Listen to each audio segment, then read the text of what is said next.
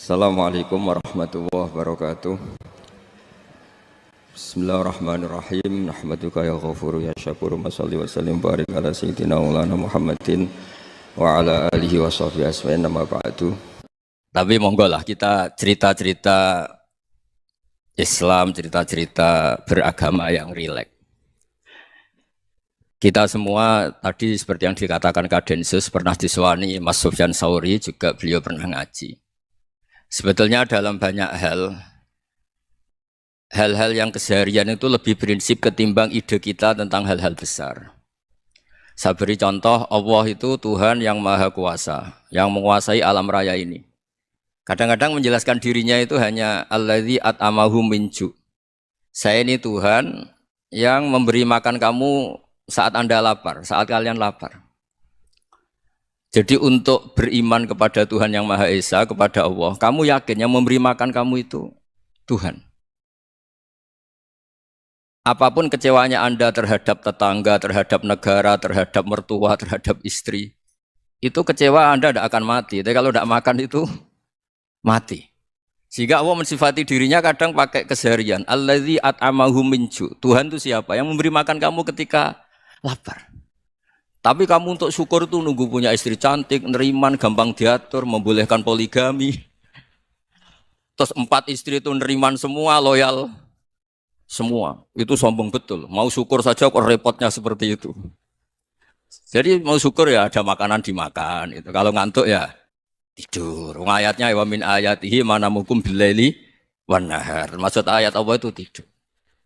Nah keangkuhan-keangkuhan ini yang menjadikan kita itu jadi repot hidup. Wong untuk syukur kok nunggu tadi. Mertua baik, tetangga baik, istri baik. Apa saja di sekelilingnya harus baik. Nah keinginan berlebihan ini menjadikan kita lupa ada hal-hal yang paling kita butuhkan. Yaitu oksigen. Kita boleh nempat di buminya Allah. Alladzi ja'ala lakumul ardo firasya. Bumi kamu tempati enak. Coba kalau gempa.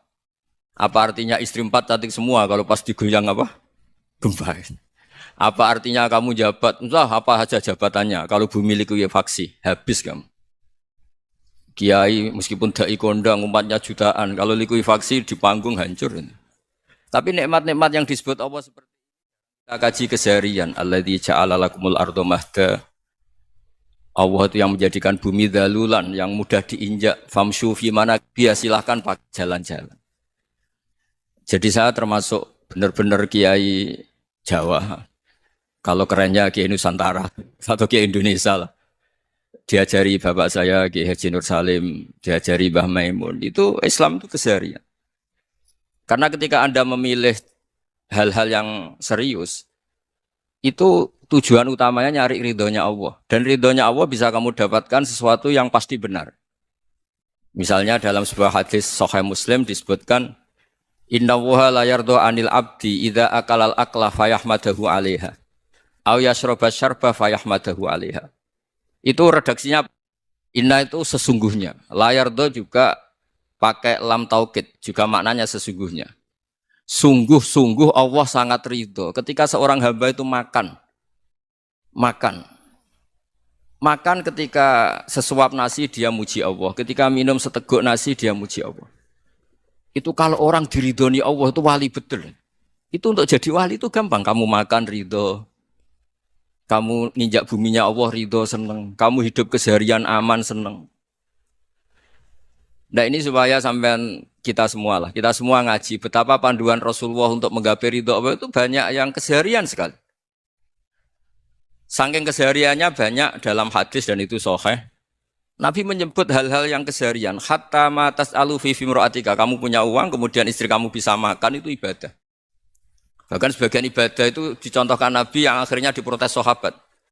Yaitu wafi buti ahadikum sodakoh. Kamu menggauli istri kamu itu ya sodakoh. Sampai sahabat bilang yang benar ya Rasulullah. Ayati ahaduna syahwatahu wa huwa lahu ajrun. Masa urusan biologis, urusan syahwat kemudian dia dapat pahala. Nabi menjawab, alai salawadu'aha fi haramin akana alaihi wisrun. Bagaimana kalau dia meletakkan ke yang tidak benar itu kan dosa. Nah, hal-hal seperti ini yang saya ingin teman-teman semua lah, semua. Saya juga agak ingin ngaji demi Anda juga agak ingin. Itu dosa sekali ngaji kok pesanan kelompok tertentu itu enggak boleh. Islam itu untuk semua. Jadi Ya cuma karena di depan saya jenengan ya seakan-akan jenengan korbannya. Itu ada ilmunya dalam usul fikih itu. Jadi orang itu harus ngaji usul fikih. Nama yang disebut, mungkin Mas Sufyan masih ingat zaman ngaji usul fikih. Nama yang disebut itu tidak jaminan sebagai prioritas perintah. Jadi misalnya gini, kebetulan yang di depan Nabi itu Abu Dzar. Nabi ya bilang, ya Abu Dzarin ini uhibbuka misalnya, atau ya Mu'ad ini uhibbuka, atau ya Abu Hurairah ini uhibbuka misalnya. Banyaklah riwayat yang Nabi nyebut ya Abu Dzarin, ya Mu'ad, ya Abu Hurairah. Kemudian misalnya Nabi meneruskan khitab, ini uhibbuka, saya mencintai kamu, fakul dubur sholatin, atau sebagian riwayat disebut fala tada'anna dubura kulli sholatin, Allahumma inni ala dzikrika wa syukrika wa husni ibadatik. Saya mencintai kamu, siapa saja.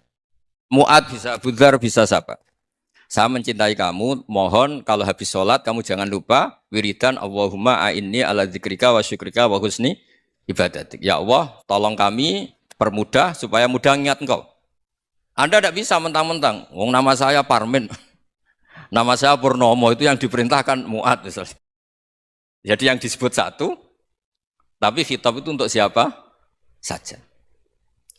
Saya teruskan ya. Jadi saya mohon semua kita melakukan kebaikan itu kalau dalam kaidah fikih disebut al yakin la yuzalu bisyak. Banyak kebaikan yang kebenarannya itu 100%. Tidak punya efek samping ke pihak lain, ke kelompok lain, ke komunitas lain. Itu tadi misalnya Anda makan dan itu murah sekali, hanya butuh satu piring. Setiap kunyahan kamu muji Allah, setiap minum kamu muji Allah. Itu redaksinya Rasulullah SAW disebut Allah sangat ridho ketika seorang hamba makan, kemudian dia memuji Allah. Atau minum, kemudian dia muji Allah. Logikanya gampang, negara seperti ini yang kamu harapkan bentuknya kayak apa, mertua, ipar, komunitas, tetangga. Itu nyata terjadi itu kan belum pasti. Sementara yang mesti terjadi adalah kamu butuh makan, kalau tidak mati. Butuh minum, kalau tidak mati. Butuh bumi yang nyaman ditempati, kalau tidak kita juga mati. Sebab itu Allah kalau menyebut nikmatnya itu hal-hal yang keseharian. Alladzi at'amahum min ju'. Allah itu siapa? Allah itu yang menciptakan kamu bisa makan. Tidak berlebihan, Allah itu yang menciptakan kondisi sosial itu ideal. Zaman Nabi itu ya ada orang munafik. Orang-orang pilihan Allah itu juga diuji orang sekelilingnya yang macam-macam. Semua diuji sesuai konteks zaman dan waktu. Nah, tapi ada ibadah-ibadah yang selalu disarankan Nabi. Sampai Nabi itu pernah ditanya, Ayul Islam ya khairun ya Rasulullah, Islam terbaik itu gimana? Jawaban Nabi itu unik. It'amu to'am. Islam terbaik itu ya makan-makan, santai-santai. Ketika Allah menyebut beberapa kebaikan, falak tahamal aqobah wa ma adrokan apa? Mal akobah. Terusannya apa? Fakku rokobah. Terusannya apa? Au it'amun fi yaumin di masubah. Ya atau acara makan-makan itu juga Islam. Kenapa? Ya bayangkan kalau tidak ada makanan kita mati kan? Kondisi sosial tidak ideal itu Anda masih gak apa-apa. Tapi kalau Anda tidak makan, Anda tidak minum, kamu punya istri cerewet masih bisa hidup, punya mertua cerewet masih bisa hidup. Tapi kalau tidak makan bisa mati. Berarti penting mana istri sama makan? Penting mana? Makan. Semoga istri Anda dengar, nanti kamu disuruh makan tapi pulang deh. Itu kalau dibahasakan makan masih memahami. Penting mana nasi satu piring dengan istri. Enggak ada nasi mati, enggak ada istri belum mati. Penting mana? Enggak berani jawab kan? Nah, ternyata Anda ada garang kan di depan istri. Jadi saya mohonlah, mungkin Mas Sufyan Sauri tadi yang bisa bantulah. Teman-teman tuh ngaji yang keseharian saja.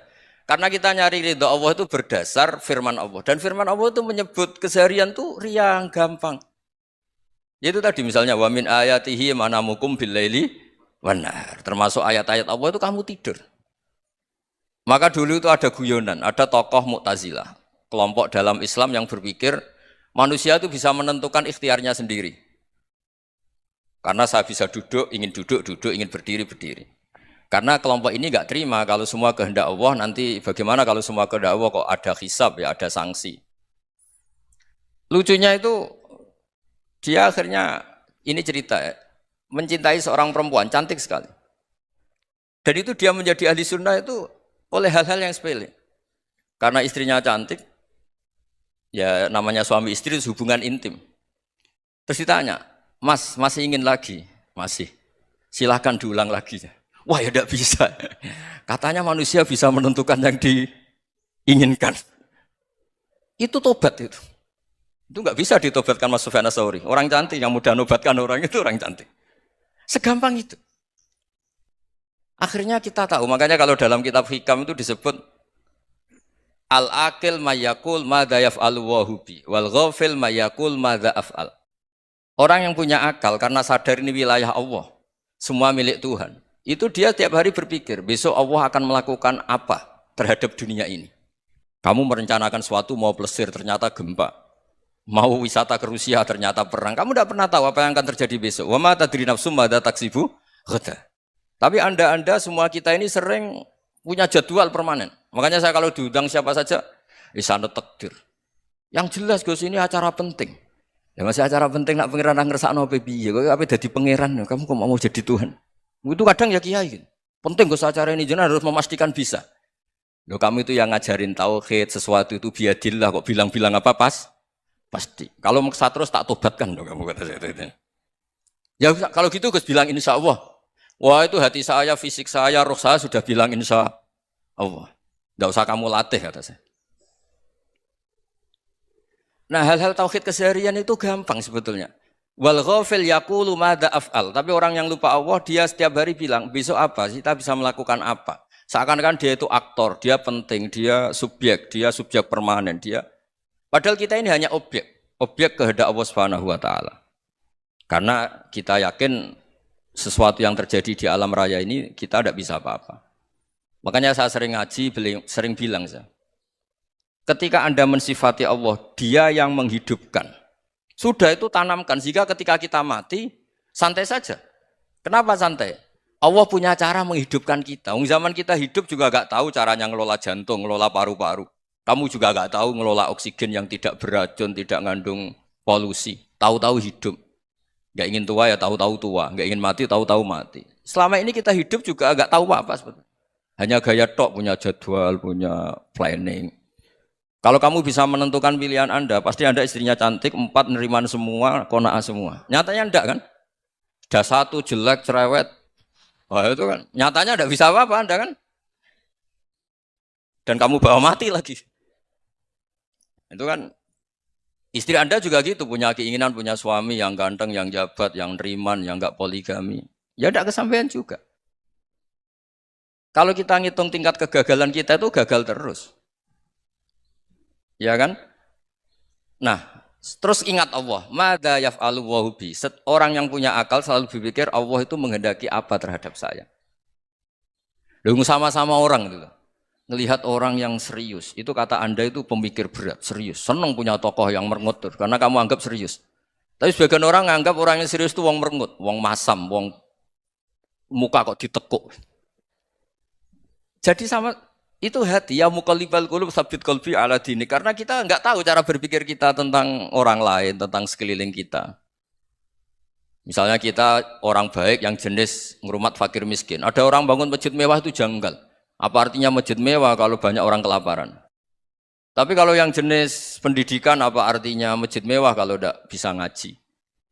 Nanti yang jenis infrastruktur apa artinya ini kalau semuanya punya sudut pandang yang berbeda-beda. Dan Islam mengapresiasi semua kebaikan. Tapi katakan semua kebaikan itu adalah kehendak Allah Subhanahu wa taala. Karena apapun baik Anda itu pakai fasilitas yang diberikan oleh Allah Subhanahu wa taala. Sehingga ini yang disebut qulillah tsumadarhum fi khawdihim yal'abun. Ya kembali tadi ke tema-tema bahwa keseharian Anda ini sudah Islami. Saat Anda tidak bisa melakukan apa saja. Saya sering ada jenazah, biasanya kalau tetangga meninggal saya sering disuruh ngelepas. Saya bilang orang ini baik karena sering ngelamun di rumah, sering nganggur di rumah. Ditanya sama anaknya, kenapa Gus nganggur baik? Ya kalau dia nganggur artinya juga enggak berbuat sesuatu yang maksiat kan? Ya kan? Orang nganggur di rumahnya ya enggak bunuh orang, enggak maling, enggak korupsi, ya namanya nganggur di rumah. Lah cuma istri cara pandang nganggur enggak menghasilkan uang gitu. Tapi juga enggak menghasilkan kriminal kan? Jadi sebenarnya Islam itu makanya kalau sampai ngaji usul fikih itu ada kitab usul fikih namanya Lubul Usul itu terkenal sekali di pesantren itu. Itu kalau ngapresiasi keseharian itu luar biasa. Izma min mubahin illa wa yatahaqqaqu bihi tarku haramimma. Karena keseharian yang mubah saat Anda lakukan itu ada kehebatan yang luar biasa, yaitu meninggalkan haram. Makanya dulu banyak orang-orang alim ketemu temannya itu guyon sampai semalaman. Itu biasanya yang semangat Islam, itu kiai kok tidak tahajud, kiai kok tidak witir. Orang yang sedang mapan uangnya banyak, malam itu tidak kelayaban itu sudah luar biasa. Melawan nafsu supaya tidak maksiat itu sudah luar biasa, supaya lupa guyon sama temannya semalaman sampai subuh. Gejolok-gejolokan ngenang zaman miskin, zaman kuliah nggak jelas, zaman apa. Melihatnya jangan tarkut tahajud. Seperti ini meninggalkan tahajud, tapi meninggalnya ini talkul muharramat. Jadi kayak apa hebatnya? Sehingga Imam Ghazali punya riwayat yang agak unik. Hatta takuna ibadatu akhiri hadil ummah iku an-naum. Sehingga suatu saat ibadah terbaik umat ini itu tidur. Itu kan riwayat kontroversi. Ketika Imam Ghazali ditanya, kenapa iya? Kenapa kamu mulai keluar dari rumah itu sudah banyak maksiat? Melihat perempuan yang enggak mahram, melihat fenomena. Tapi kalau kamu tidur itu enggak melihat apa-apa. Tapi juga kamu jangan nganggap tidur itu ibadah betul. Saatnya melakukan fardu ain malah masih tidur. Tapi itu sudut pandang yang menjadikan kita Islam itu gampang.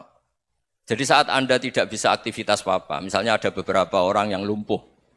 Lumpuh itu memang nggak bisa Jumatan, nggak bisa ibadah, tapi dia juga nggak bisa maksiat. Tidur itu memang Anda saat itu tidak bisa tahajud, tidak bisa witir, tapi saat itu ada zina, tidak maling, tidak gosipkan orang, tidak bully orang, tidak menanamkan kebencian, tidak hasud. Sehingga tidur menurut Allah Ta'ala wa min ayatihi manamukum billaili apa? Wan-nahar. Karena di tidur itu selain ada unsur istirahat, jaga kestamina, juga ada unsur meninggalkan beberapa keburukan. Nah saya mohon ibadah yang keseharian ini kita jaga. Supaya kita semua baca ayat itu fasih. Fasih itu tertanam di hati. Allah itu siapa? Alladzi at'amahum min ju'i wa amanahum min khauf. Dan Allah kalau cerita di Quran itu anna sababnal ma'a sabba tsumma syaqqaqnal ardha wa syaqqa fa ambatna fiha habba wa inaba wa qadba wa zaituna wa nakhla wa hada'iqa hulba. Kamu tahu saya ini siapa kata Allah? Saya ini adalah Tuhan yang menurunkan air, kemudian ada tanaman banyak. Habba wa inaba wa qadba, ada zaitun, ada tin, kalau orang Jawa mungkin ada tela, ada padi, ada mangga, ada pisang. Sudah. Wa inaba wa zaituna wa nakhla wa hada'iqa hulba, ada perkebunan yang lebat. Tujuannya apa? Mata Allahkum, silahkan kamu pakai, kamu nikmati. Tapi karena kadang kita ini punya ide-ide besar. Tadi untuk syukur saja nunggu punya istri riman, rumah baik, tetangga baik, komunitas baik, semuanya baik baru syukur. Lama-lama nanti ada di surga, syukurnya nunggu surga paling kelas A. Itu sudah ada yang menghuni Rasulullah, kamu nggak boleh di situ. Masa untuk syukur saja? Repotnya Masya Allah. Jadi mohonlah Quran yang kalau Anda hafalkan juz sama itu kan ada ayat-ayat yang kayak tadi. Ya, fal yang dzuril insanu ila ta'ami. Coba lihat apa yang kamu makan ya, dari mana? Dan untuk mempertahankan hidup kamu keseharian. Jadi jangan kira ibadah itu harus membentuk komunitas yang versi Anda. Ibadah itu harus yang hal yang mulu-mulu. Kesehariannya Anda alami.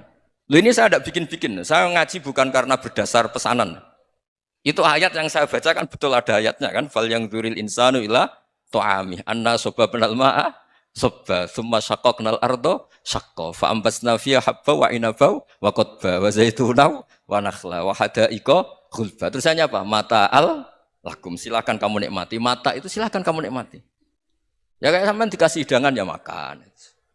Ya sudah makan. Habis makan ya minum. Habis itu ngantuk ya tidur. Ya sudah normal-normal saja.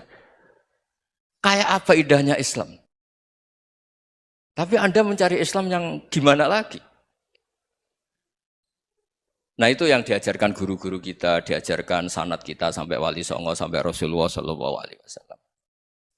Bahwa pada akhirnya ada jihad, ada perang. Itu dulu memang perang, bukan membunuh. Beda. Dulu kita dijajah Belanda ya perang, dan itu normal karena kita dijajah. Jadi ketika orang lain ingin baik sama kita, wa in ahadum minal musyrikin astajaroka ya fa'jirhu hatta yasma'a kalam Allah. Kalau mereka ingin baik ya kita baik. Makanya ada istilah mustakman, mu'ahad. Kalau mereka ingin damai, berdampingan dengan kemajmukan ya itu yang lebih baik. Karena memang Islam menghormati proses perdamaian. Wa in janahu napa lisalmi ya fajnah lah. Kalau ingin damai ya kita harus damai. Jadi andai kan dulu Belanda datang ke Indonesia kok minta besanan gitu. Ya mungkin kita juga seneng karena memperbaiki hidung kan kalau minta besanan gitu. Nah tapi wong jajah dulu itu kan masalah kan? Apa? Masalah kan?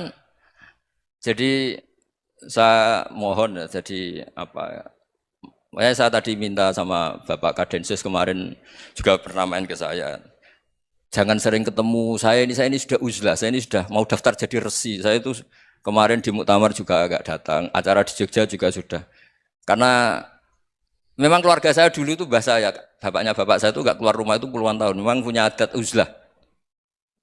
Ya makanya ngaji saya ngaji aja yang gampang-gampang aja, yang nggak orderan, yang nggak pesenan ngaji aja dulu yang gampang. Saya ikhlas, yakin betul saya ikhlas. Ikhlas itu menurut saya itu roh. Orang nggak ikhlas itu menurut saya itu orang aneh. Ikhlas itu gampang, sudah saya bilang. Kalau kamu yakin ilmu itu milik Allah, ngasihkan juga ikhlas itu milik Allah. Apa sih yang kamu punyai sehingga kamu tidak ikhlas? Uang milik Allah, energi kita milik Allah, bumi milik Allah. Kemudian kamu merasa memiliki. Merasa memiliki itu kalau dalam ilmu tasawuf sudah kesalahan kan. Bagaimana Anda punya? Coba tahu-tahu tanah itu kok milik Anda. Karena saya beli, saya beli dari orang, dari Zaid.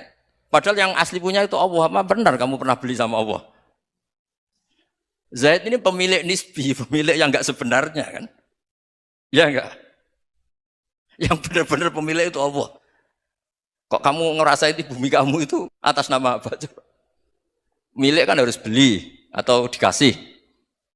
Tidak semua kan? Nah, makanya terus famshu fi manakibiha dan Allah menyebutnya, sudah saya ini yang menciptakan bumi. Waladzi ja'ala lakumul arda dalulan. Dan Allah menyebutnya sederhana, famshu fi manakibiha, silakan jalan-jalan. Terusannya apa? Wa kulu mirizki, silakan makan-makan. Jadi Islam itu yes. Ya, makanya kiai-kiai itu ada acara makan, sampai ada guyonan fikuli makanin makan di setiap tempat ya makan. Nggih ngoten guys, pokoknya sing gampang-gampang mawon nggih. Nggih Mas Sufyan nggih sing gampang-gampang mawon nggih. Assalamualaikum warahmatullahi wabarakatuh.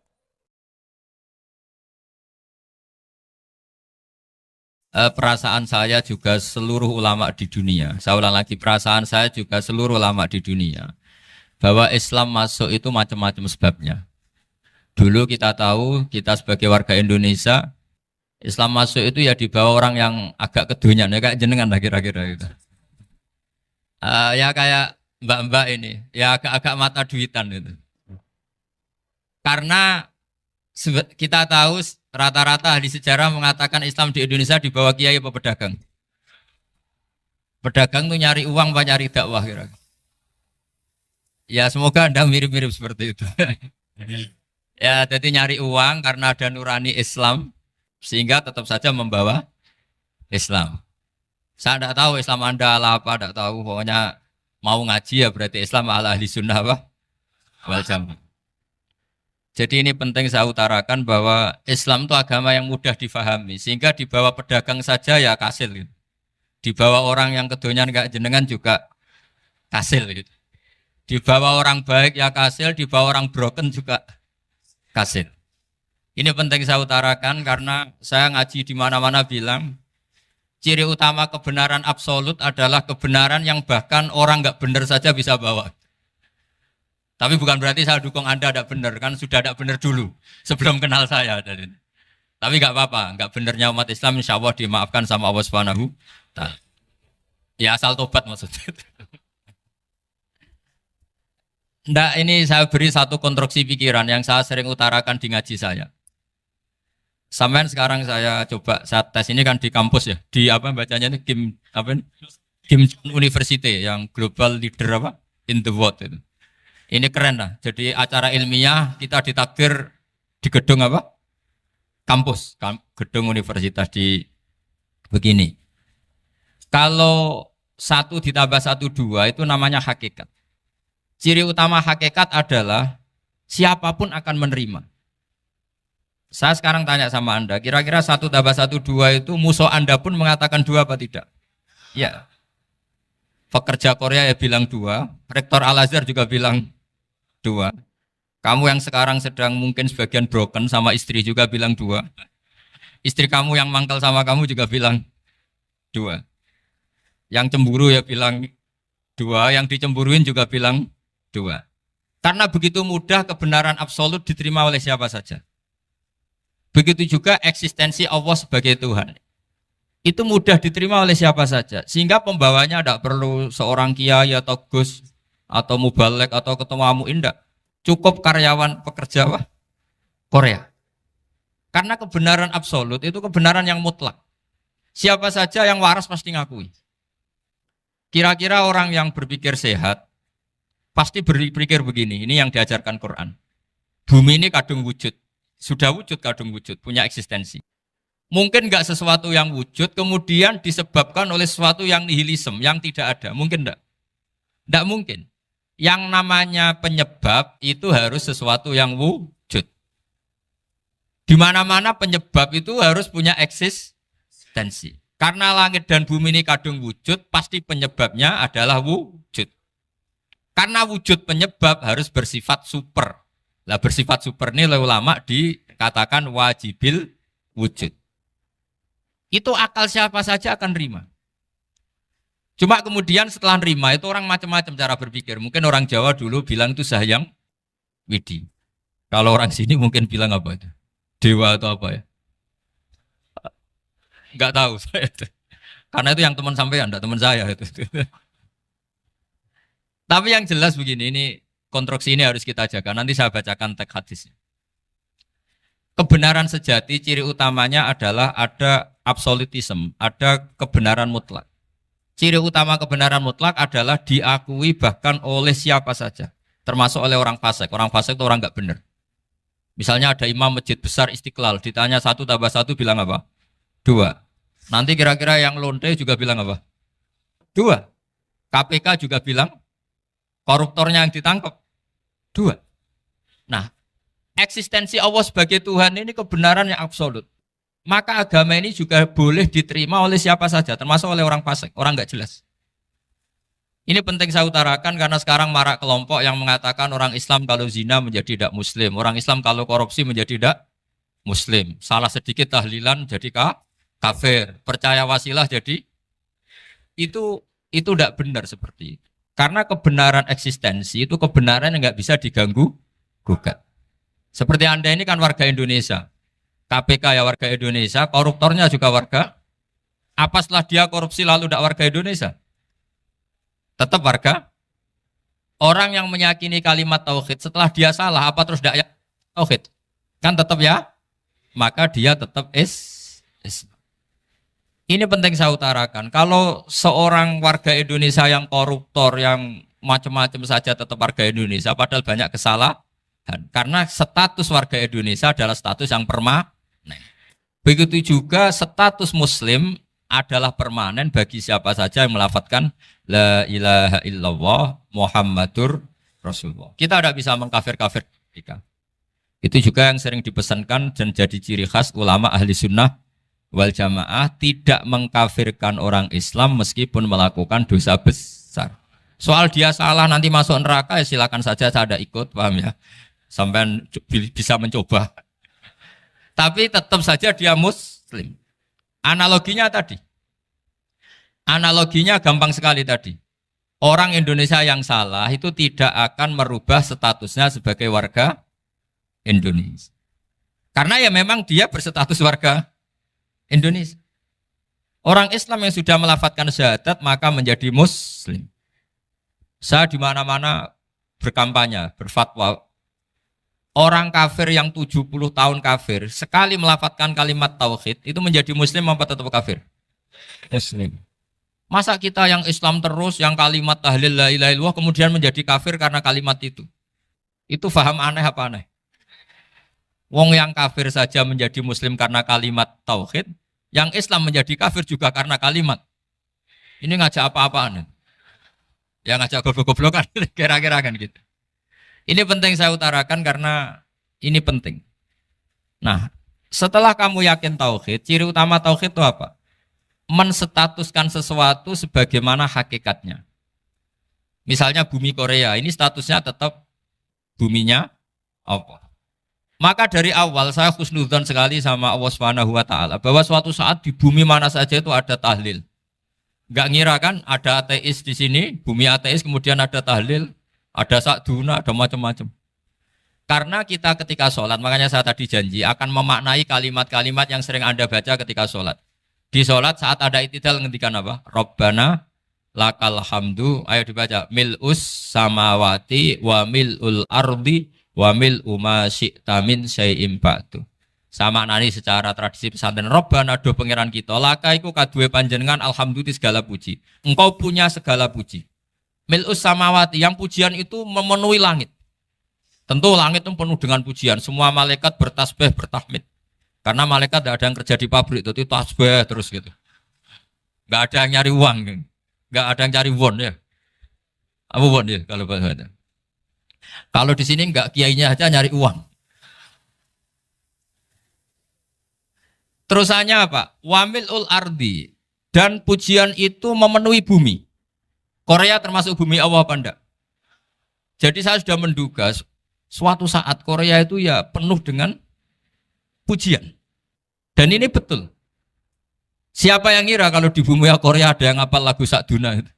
Itu lagu kesayangan guru kita semua, Kiai Haji Maimun Zubair.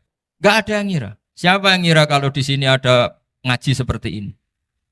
Di Rusia juga sama. Uni Soviet itu negara ateis. Tapi lama-lama pecah karena glasnost itu dan perestroika itu. Kemudian menjadi pecahan-pecahan negara muslim. Ada Uzbekistan, Tajikistan, Ceknya, semuanya menjadi negara apa? Muslim. Karena dari awal lakal hamdu mil'us samawati wa mil'ul ardi. Dan pujian itu pasti memenuhi langit, juga memenuhi bumi. Kalau Anda baca itu di Indonesia, mungkin wajar. Di Indonesia banyak acara-acara seperti ini. Tapi kalau di Korea, ternyata benar. Dan Anda ini kalian semua termasuk pembuktian benarnya wa mil'ul ardi. Keren kan teman? Oh keren sekali, bukan sekedar keren sekali. Makanya saya jarang diundang pengajian mau, tapi diundang di Korea mau. Tapi saya ada niat datang undangan, memang saya ingin datang. Jadi, ya karena itu.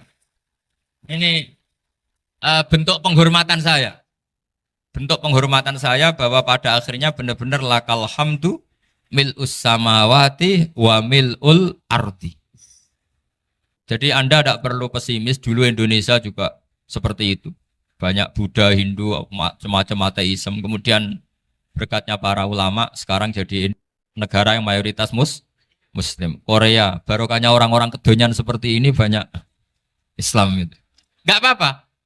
Karena sebagian agama Islam, sebagian sejarah ditulis di bawah pedagang-pedagang Gujarat. Kira-kira orang Gujarat ke Indonesia dulu yang namanya pedagang cari apa? Uang. Tapi namanya orang Islam, hatinya tetap adanya tauhid. Nyari uang ya tetap sambil dakwah. Kalau yang ke Korea langsung kiai mungkin tidak seramai ini Islam. Karena kalau kiai datang langsung dicurigai jadi misionaris. Jadi ribet malah. Tapi kalau sampean nggak ada yang curiga. Namanya pekerja, pekerja saja nyari uang. Dan itu memang fakta. Cuma kadang ya sadar terus ya bagus lah seperti itu. Nggak apa-apa. Maksud saya ini saya memberi support, memberi tasjek bahwa Allah itu luar biasa. Jadi kalau ingin menyebarkan agamanya macam-macam. Kadang kiai tidak bisa mengislamkan orang, itu anak-anak mahasiswa pacaran, itu banyak yang pacarnya itu masuk Islam. Tapi sampean jangan bilang pacaran halal, ya tidak pernah halal. Tapi Allah kalau menghendaki memberi hidayah itu jalannya macam-macam. Ada yang lewat kerja, coba yang bayangkan ada tahlilan di Korea itu semua kiai tidak pernah bayangkan. Tapi setelah banyak pekerja di sini, kemudian mereka insaf atau sedang insaf, tidak tahu ini. Sampai kapan insafnya juga tidak tahu. Tapi yang jelas ini hebat. Ini apa? Hebat. Tahu-tahu ya seperti ini. Makanya iman saja Rabbana lakal hamdu mil'us samawati wa mil'ul ardi.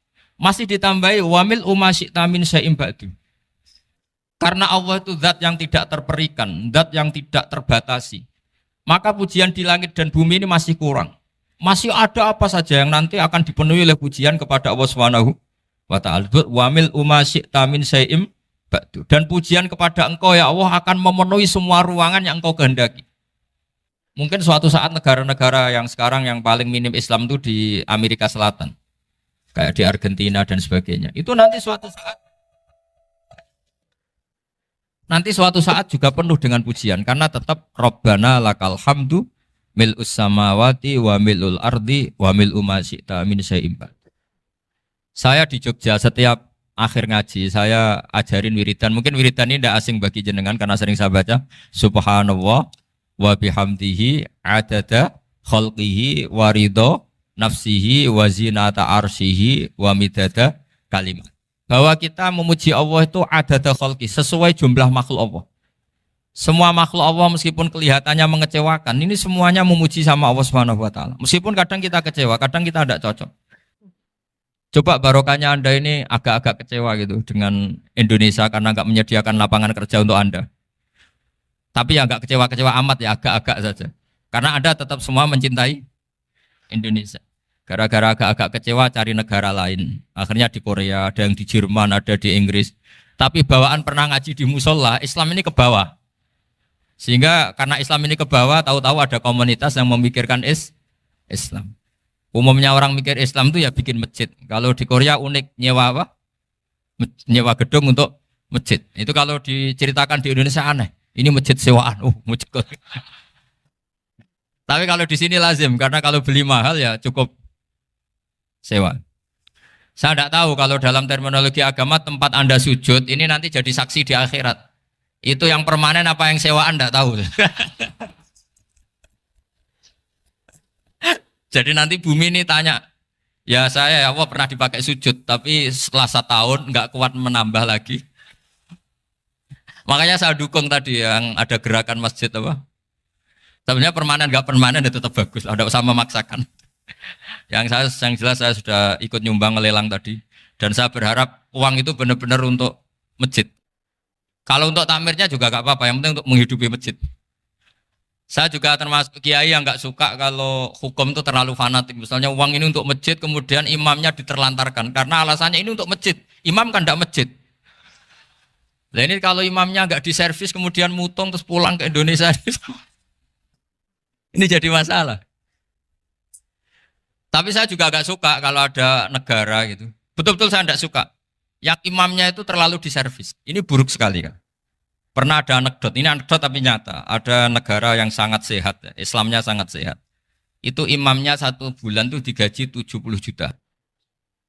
Kira-kira 70 juta dibagi 1 hari berapa? 5 sholat ya? 5 kali 30 berapa? Kira-kira saja. 150. Berarti per sholat dapat berapa ya? Kira-kira. Kan biasa potong gaji kalau... berapa kira-kira? Singkat cerita, si kiai dari luar negeri tadi cerita apa Indonesia? Kiainya miskin-miskin, datang ke masjid kan kadang pakai ontel, adzan sendiri, qomat sendiri, sholat sendiri kadang. Itu nasib orang-orang Sragen dan Salatiga sebagian. Itu yang lapor karena mereka itu. Kalau Rembang insya Allah enggak. Tapi ada semuanya Salatiga, sebagian begitu. Itu yang cerita kiainya, bukan ini bukan hoax, memang kiainya cerita. Nasib kiai di Salatiga Gus katanya. Itu digojlok, tapi tetap sholat. Sehingga cerita orang tadi cerita, imamnya di sana naiknya Mercy, muadzinnya pakai BMW. Itu tetangga sebelah Indonesia banyak yang fasilitas imam seperti itu. Karena gajinya sampai 70 juta. Setelah dia cerita bangga karena negaranya mengapresiasi imam sholat, sama kayak Indonesia dia omongin gini, makanya kamu sholat terus, takut potong gaji ya. Gitu. Itu kagetnya bukan main dia. Dikira itu satu sifat kelebihan negaranya, ternyata buruk sekali karena imam sholat karena takut potongan gaji. Akhirnya ke Indonesia bangga, alhamdulillah kita sholat tanpa gaji. Dan tetap sholat. Keren mana yang digaji sama Anda? Ini yang di atas ini banyak calon imam. Tidak keren mana imam yang digaji sama Anda? Keren yang enggak. Tapi kalau pertanyaannya dibalik, keren mana jamaah yang peduli imamnya sama yang enggak peduli? Jadi jawabannya harus tetap seperti itu. Imamnya keren yang ikhlas. Tapi jamaahnya keren yang peduli imamnya. Jelas ini ya fatwa saya ya. Gimana? Imamnya baik yang ikhlas. Tapi jamaahnya baik yang peduli nasibnya. Tapi sekali imam dari awal enggak ikhlas itu harus di PHK. Itu bahaya bagi agama kalau awalnya sudah ada ikhlas. Karena nanti setelah habis subuh terus dihitung. Wong setahu saya sholat terus kok kenapa gajinya tinggal segini? Ya, setahu saya sholat terus kok gajinya tinggal segini. Terus nanti takmirnya bilang, kemarin duhur Pak Yai tidak ngimamin. Kemarin asar tidak ngimamin. Terus dihitung. Bisa enggak agama akan berjalan seperti itu? Enggak kan? Ya makanya pertanyaannya tadi, suka atau punya imam ikhlas? Suka. Tapi imamnya juga suka kalau jamaahnya peduli. Ini penting. Jadi saya mensupport Anda, mensupport kalian semua bahwa agama ini akan diurus oleh Allah Subhanahu wa taala. Makanya Sayyidina Umar radhiyallahu anhu kalau disuruh mikir agama itu tidak mau. Enggak mau betul. Ketika Umar jadi khalifah itu puncak keemasan masa Islam. Semuanya stabil, semuanya hebat. Sampai Irak, Iran zaman itu Persia masih. Semuanya Mesir. Itu semuanya ikut Islam. Ketika Islam pada puncaknya, yang dikhawatirkan oleh masyarakat adalah begini. Lalu setelah Umar itu bagaimana? Islam setelah dipimpin orang yang tangguh, yang kuat, yang waroi, yang zuhud. Lalu setelah Umar itu gimana? Tapi Umar disuruh mikir gak mau. Sampai setiap Abdullah bin Umar jalan-jalan di kampung-kampung itu abahnya dianggap pecundang. Tahu sampean pecundang? Orang yang gak tanggung jawab. Karena orang-orang bilang gini, ya Abdullah bin Umar, bagaimana pendapat Anda kalau ada penggembala kambing di tengah hutan atau di tengah padang rumput, kemudian dia ninggal gelanggang kambingnya. Kamu anggap penggembala ini gimana? Oh itu penggembala yang dolim itu. Pasti kalau kambing ditinggal ya kacau. Apalagi nih ummatu Rasulullah Shallallahu Alaihi Wasallam. Ini abah kamu tidak pernah wasiat, tidak pernah ngatur suksesi. Lalu Islam setelah dia bagaimana? Suruh dia ngomong penggantinya siapa? Karena beliau sudah sepuh harus ada suksesi. Akhirnya Abdullah bin Umar lapor ke Umar. Ini gimana bah orang mengkomplain begini, begini, begini. Apa kata Umar? Agama itu beda dengan kambing katanya. Agama itu milik Allah Subhanahu. Mbok saya pikir, tidak saya pikir tetap jalan. Nah ini terbukti. Jangan ulama ya ndak, mufti ya ndak, tapi bisa menjalankan agama. Kalau agama sampean pikir malah rusak. Sudah pokoknya lakukan saja, tidak usah dipikir. Akhirnya betul. Karena agama ini milik Allah. Soal kita serius memikirkannya itu karena khidmah. Karena kita ingin berbakti pada agama. Tapi Anda tidak boleh berpikir kalau agama ini butuh pemikiran Anda. Beda loh ya. Kita khidmah agama serius karena kita ingin mengkhidmai agama. Tapi agama ini tidak pernah butuh kita. Karena agama ini akan diurus oleh Allah Subhanahu. Coba pas sampean kecil, orang jilbaban di Indonesia itu banyak apa banyak sekarang? Banyak sekarang. Kiainya mutu orang dulu apa mutu orang sekarang? Tapi perkembangan Islam itu ramai sekarang apa ramai dulu? Ramai sekarang. Islam menyebar di seluruh dunia itu zaman Wali Songo, zaman sampean keren mana? Keren sekarang. Kualitas solehnya sampean sama Wali Songo? Wali Songo. Ini betul. Karena agama ini diurus oleh Allah Subhanahu wa taala. Maka kata Sayyidina Umar, agama ini innallaha ta'ala yahfadhu dinah. Innallaha ta'ala la yudhi'u khilafatahu waladina. Allah itu tidak akan menyia-nyiakan agamanya. Ini terbukti. Agama ini pernah dipimpin orang terbaik di dunia, yaitu Rasulullah Shallallahu Alaihi Wasallam. Ketika beliau intakola ila rofiqil ala, ketika beliau pindah ke alam sana, diteruskan oleh sahabat yang tentu jauh di bawah Rasulullah. Diteruskan tabiin, diteruskan para wali songo, diteruskan sayang sampean yang jauh di bawah wali songo. Sejauh-jauhnya.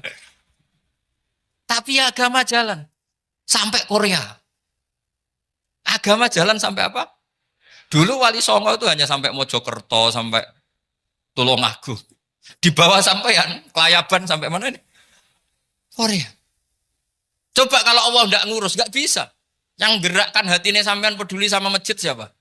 Allah Subhanahu wa taala. Yang menggerakkan hati sampean peduli sama agama siapa? Tapi yang menggerakkan sampean ke Korea apa? Uang kan?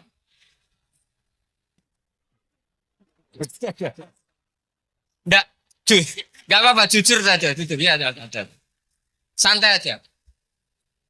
Ini bagian dari keramatnya jenengan. Niatnya agak bener tapi dibenerin Allah di sini. Dari awal niatnya kan uang, uang, uang gitu. Tapi setelah di Korea dibenerin Allah. Mbok ingat agama gitu. Keren kan? Makanya yang syukur sama Allah Subhanahu wa taala. Yang bisa hanya Allah taala. Makanya dalam dunia kiai selalu baca apa? Alhamdulillah alladzi hadana li hada wa ma kunna linahtadiya laula an hadana Allah. Alhamdulillah kita diberi hidayat seperti ini. Kalau tidak Allah tidak bisa. Sudah mata duitan, kadang istri ngomel, mertua tidak percaya. Sudah setengah-setengah broken gini di saya tidak tahu sampean ke Korea itu karena broken pas saking sayangnya keluarga. Potensinya hanya dua. Dibela-belain kerja demi keluarga atau agak broken maka ke sini. Tapi apapun potensi itu tetap baik. Itu takdir sudah, itu takdir tidak usah dibicarakan. Semua itu apa? Karena orang kalau sedang rukun ya tidak mau tukaran, kalau sedang tukaran ya tidak mau rukun. Itu sudah semuanya takdir. Kata bapak saya dulu kalau ada orang mau jualan tanah, Pak Yai tanah saya mau saya jual. Ini gimana padahal ini tanah warisan. Kata bapak, nak waya adol ya adol. Memang ini saatnya jual ya jual saja.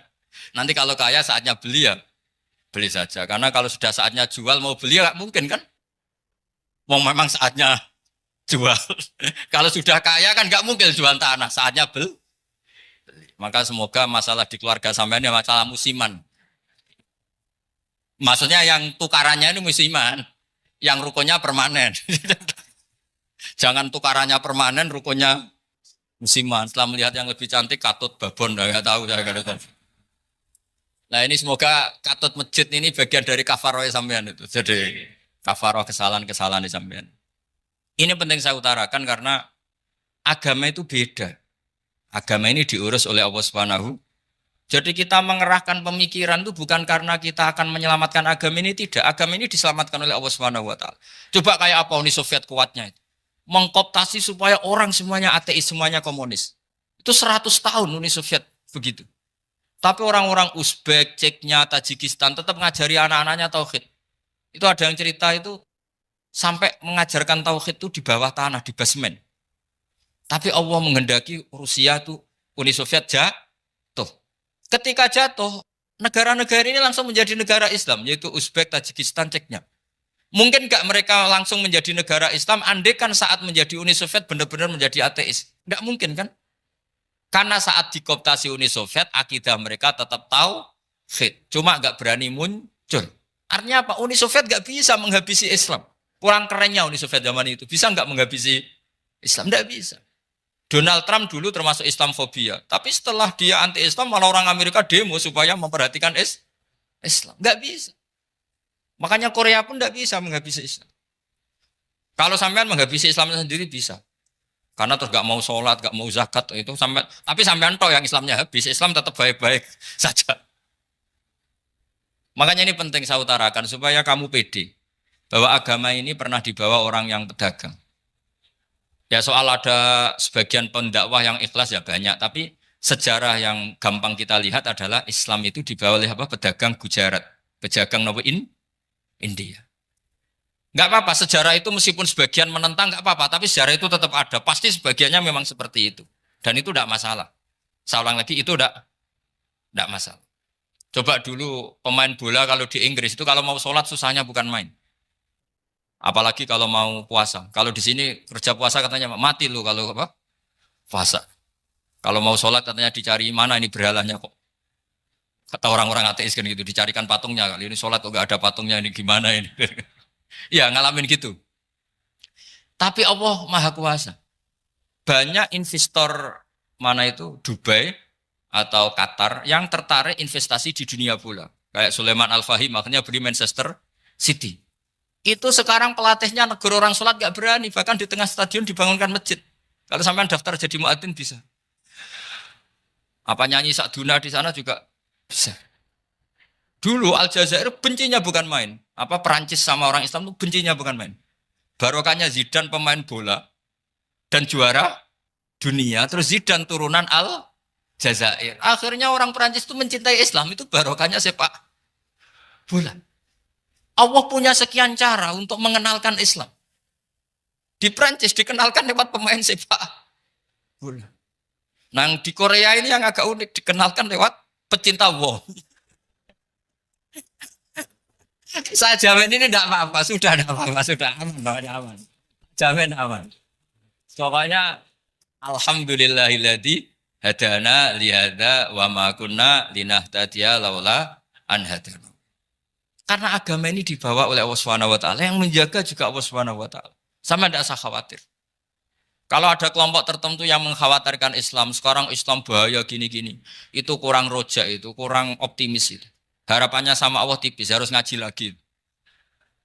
Agama ini limangka nayarjuwa hawal yaumal akhir. Agama ini bagi yang terus-menerus berpengharapan kepada Allah Subhanahu wa taala. Agama ini limangka nayarjuwa, coba bahasa Arabnya roja yarju rojaan. Maknanya harapan. Jadi agama ini bagi yang selalu berpengharapan, bukan yang pesimis, bukan yang hati kecil, apalagi yang tukang putus asa. Coba agama ini begitu luar biasa dibawa orang yang macam-macam. Di Perancis dibawa oleh pemain apa? Bola. Ada masjid di Inggris itu ya dibawa mahasiswa-mahasiswa itu yang dulu sebagian yang nggak pernah ngaji, setelah di Inggris bikin komunitas pengajian. Di Korea dibawa di pecinta apa? Tapi lama-lama cinta Tuhan. Karena ya memang sebenarnya sudah cinta Tuhan. Cuma ya cara cinta ini nunggu punya uang Ya sudah, alhamdulillah seperti ini sudah luar biasa sudah. Insya Allah diterima oleh Allah Subhanahu wa taala. Saya selalu berharap semoga ini tetap satu bukti bahwa Allah itu harus kita sembah di mana-mana.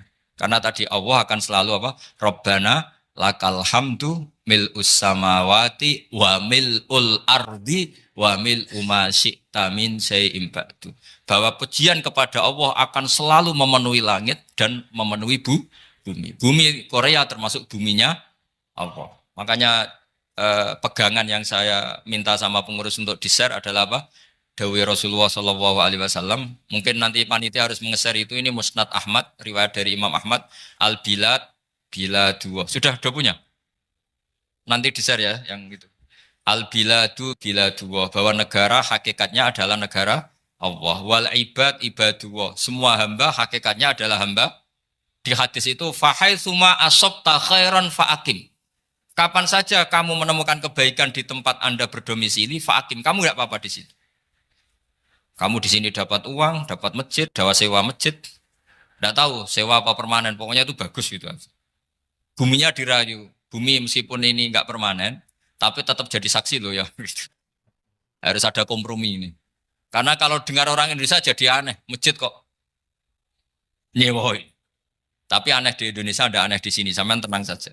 Tentu malaikat pencatat di sini juga sudah tahu kalau sebagian masjid itu sewaan. Jadi ya ada eskal-eskal amat lah, sudah. Enggak janggal-janggal amat karena kondisional Jadi saya nanti minta panitia supaya mengeser tadi hadis riwayat siapa? Imam Ahmad bin Hambal yang diriwayatkan oleh salah satu minal asroh al-mubasyarina bil jannah yaitu Zubair bin Awam.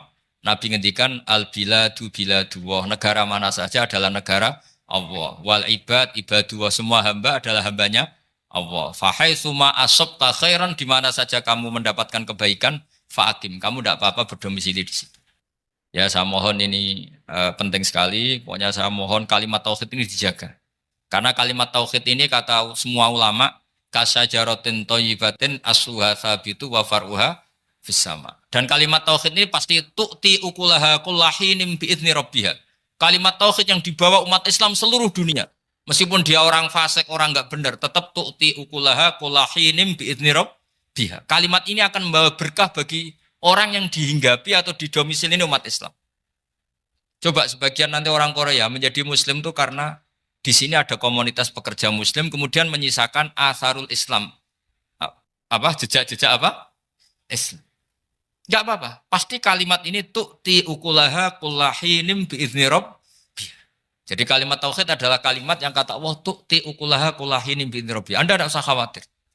Bahwa apa yang Anda lakukan apapun kecilnya akan ditulis oleh Allah Subhanahu wa taala. Kata Allah wa naktubu ma qaddamu wa atharahum. Gimana di surat Yasin itu? Inna nahnu nuhyil mauta wa naktubu ma qaddamu wa atharahum. Saya bisa menghidupkan orang mati dan semua amal kalian saya tulis, kata Allah. Wa atharahum, dan jejak-jejak yang pernah kalian lakukan juga ditulis. Tak terangno kowe nek ora paham kok nek mlebu swarga dadi paham. Dadi iki pilihane ku loro. Dadi nek kowe saiki ra paham kok ning swarga paham. Nek saiki paham kesuk ben mlebu neraka dadi ra paham. Dadi mun ra usah direncana mlebu napa? Neraka wae mlebu dhewe ra usah direncanakno mun. Dados ngeten nggih, dados ahli swarga ya kurang penggawean, pancen salat wis ra wajib, wis ra ono pilpres, gak ono apa dadi kurang penggawean. Ahli swarga niku saking kurang penggaweane iku jagungan. Dadi misale kula Mustofa Ruhin jagungan. Piye enak ning swarga? Ya enak. Zaman ning donya piye? Terus cerita, saya itu punya teman ateis.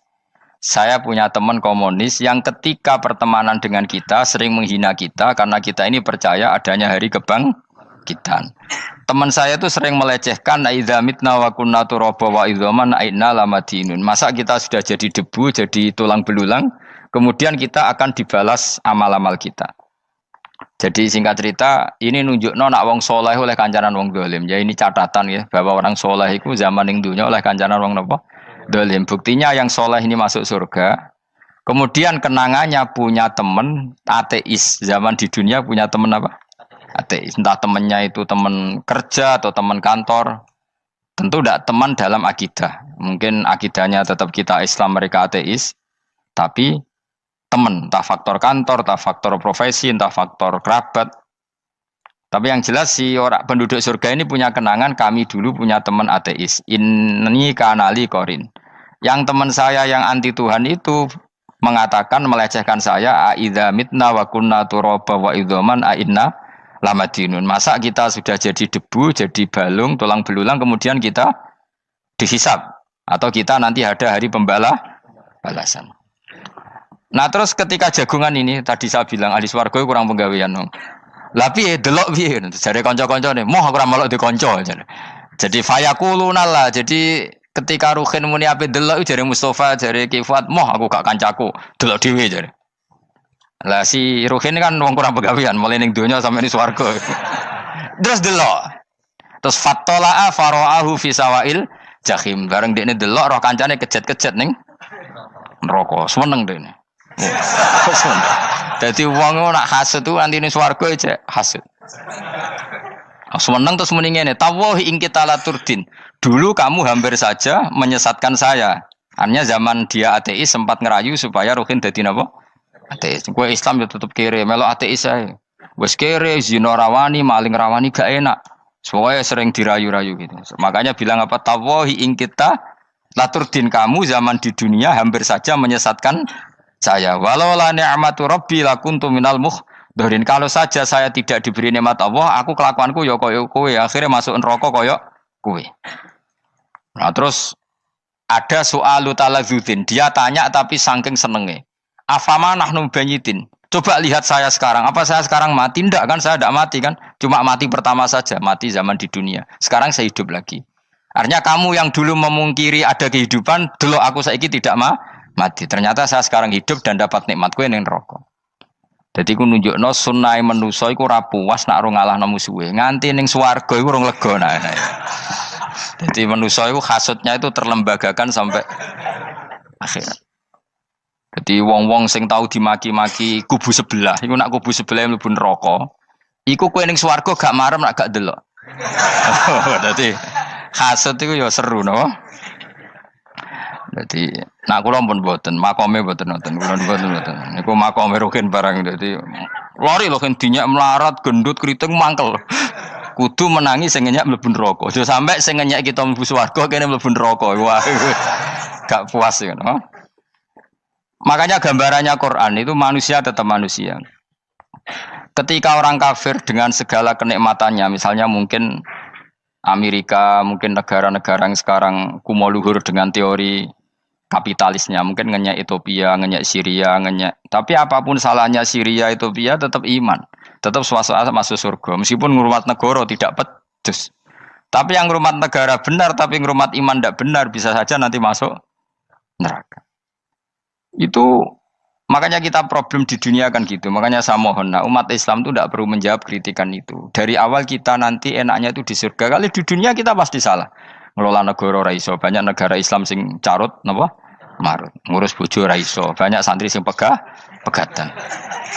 ngurus anak yo ora iso, anak yo debu wuling kok bapak. Kita ini kan ngurus yayasan yo ora iso. Kan semua yang berbau Islam mesti carut marut. Karena ya apa ya, dari awal kita ini mah enggak serius ngurus dunia. Kok serius piye nyimpen dhuwit wedi dosa ana hisab. Ape riba rentenir wedi dosa. Wape ngatur dunia nemen-nemen wedi dosa. Allahu al-mudabbir sing ngatur kok melo ngatur barang. Wah, akhirnya karena wedi dosa terus goblok. Sebagian goblok klasik, sebagian keterusan. Nggak sing repot sing keterusan sampai asli lah iku terus kombinasi napa. Jadi wong Islam iku ora kober serius mengurus dunia. Kadang punya pemimpin fasik lah ben kono pek-pekan dunia. Jadi ribet wong Islam. Akhirnya kita ini dihina wa idza marru bihim yatakhamazun wa idza qalabu ila ahlihim qalabu fakihin wa idza ra'ahum qalu innaha ula inapa ladallun. Orang-orang kafir itu kalau melewati orang Islam pasti ngenyek. Urip nyatane ngono, ngelola negara enggak bisa, ngelola keluarga enggak bisa. Nah, nanti kalau kita di surga itu kata Allah fal yaumal ladzina amanu minal kufari yadhakun. Nanti di surga orang-orang iman gantian menertawakan orang-orang kafir. Jadi itu menunjukkan bahwa kita tidak pernah puas sebelum dendam menertawakan. Jadi wis ning swarga iku cita-citane mukmin tetep fal yaumal ladzina amanu minal kufari yadhakun. Jadi kowe sok ben ning swarga iku ya Allah kasih saya fasilitas bisa melihat penduduk neraka. Terus dene ning teras-teras swarga dipertontonkan orang kafir alal araiki yang durun. Hal suwibal kufaru makanu ya falun. Delok saiki kowe mbek aku mulya ndi. Jadi dendam itu penting. Tapi sebenarnya ini swarga ning donya wis kalah wis nurut ae no. Dadi menteri yo nurut wis pokoke nurut ae wis barang donya pek-pekan wis. Cuman arah bener ya dielingno iku ya bahaya ora bener. Tapi ora usah kerusuhan, biasa wae. Gremeng ae gremeng soalnya gak dadi udun no. Katanya memang gitu, orang emosi nak diempet tuh dadi udun, dadi wis sadok gremeng. Tapi yang jelas Allah punya sunnah bahwa manusia itu tidak bisa puas sebelum melihat musuhnya kalah. Sehingga ahlul jannah yang notabene sudah penuh kenikmatan itu tetap dia enggak lego. Enggak lego kalau enggak tahu nasib orang yang dulu menghina dia. Makanya ini peringatan bagi kita bahwa kita berteman orang tidak soleh di dunia itu boleh. Buktinya tadi ahli surga ketika jagungan cerita saya punya teman ateis yang selalu mencibir saya, katanya nanti nggak ada hari kebangkitan. Lalu teman ateis saya sekarang di mana? Sekajak kancana dulu ya teman-temannya bilang fayakuluna laga. Tapi si teman ini tetap ingin melihat. Setelah dilihat ternyata itu di neraka. Terus melakukan dialek tadi. Apa yang kamu katakan salah. Kamu mengatakan setelah mati akhir urusan salah. Ternyata saya sekarang tidak mati. Afama nahnu bimai yitin illa mutatanabuna. Jadi saya mohon sekali teman-teman yang hafal Quran itu harus hafal sampai seperti saya ini. Sehingga tahu duduk perkara ini Quran itu kayak apa. Mau Quran tok ibadah. Wis suwe nama Quran ibadah. Tapi tidak paham. Wong khawarit sing tukang mateni wong ya hafal Quran. Itu gara-gara ra paham akhirnya kewaco. Nah, kandhani ku angel. Sing kandhani kudu aku. Nah, sing kandhani Mustafa padu merapal kan. Sing kandhani kudu aku. Mbok yo wong ku mikir to.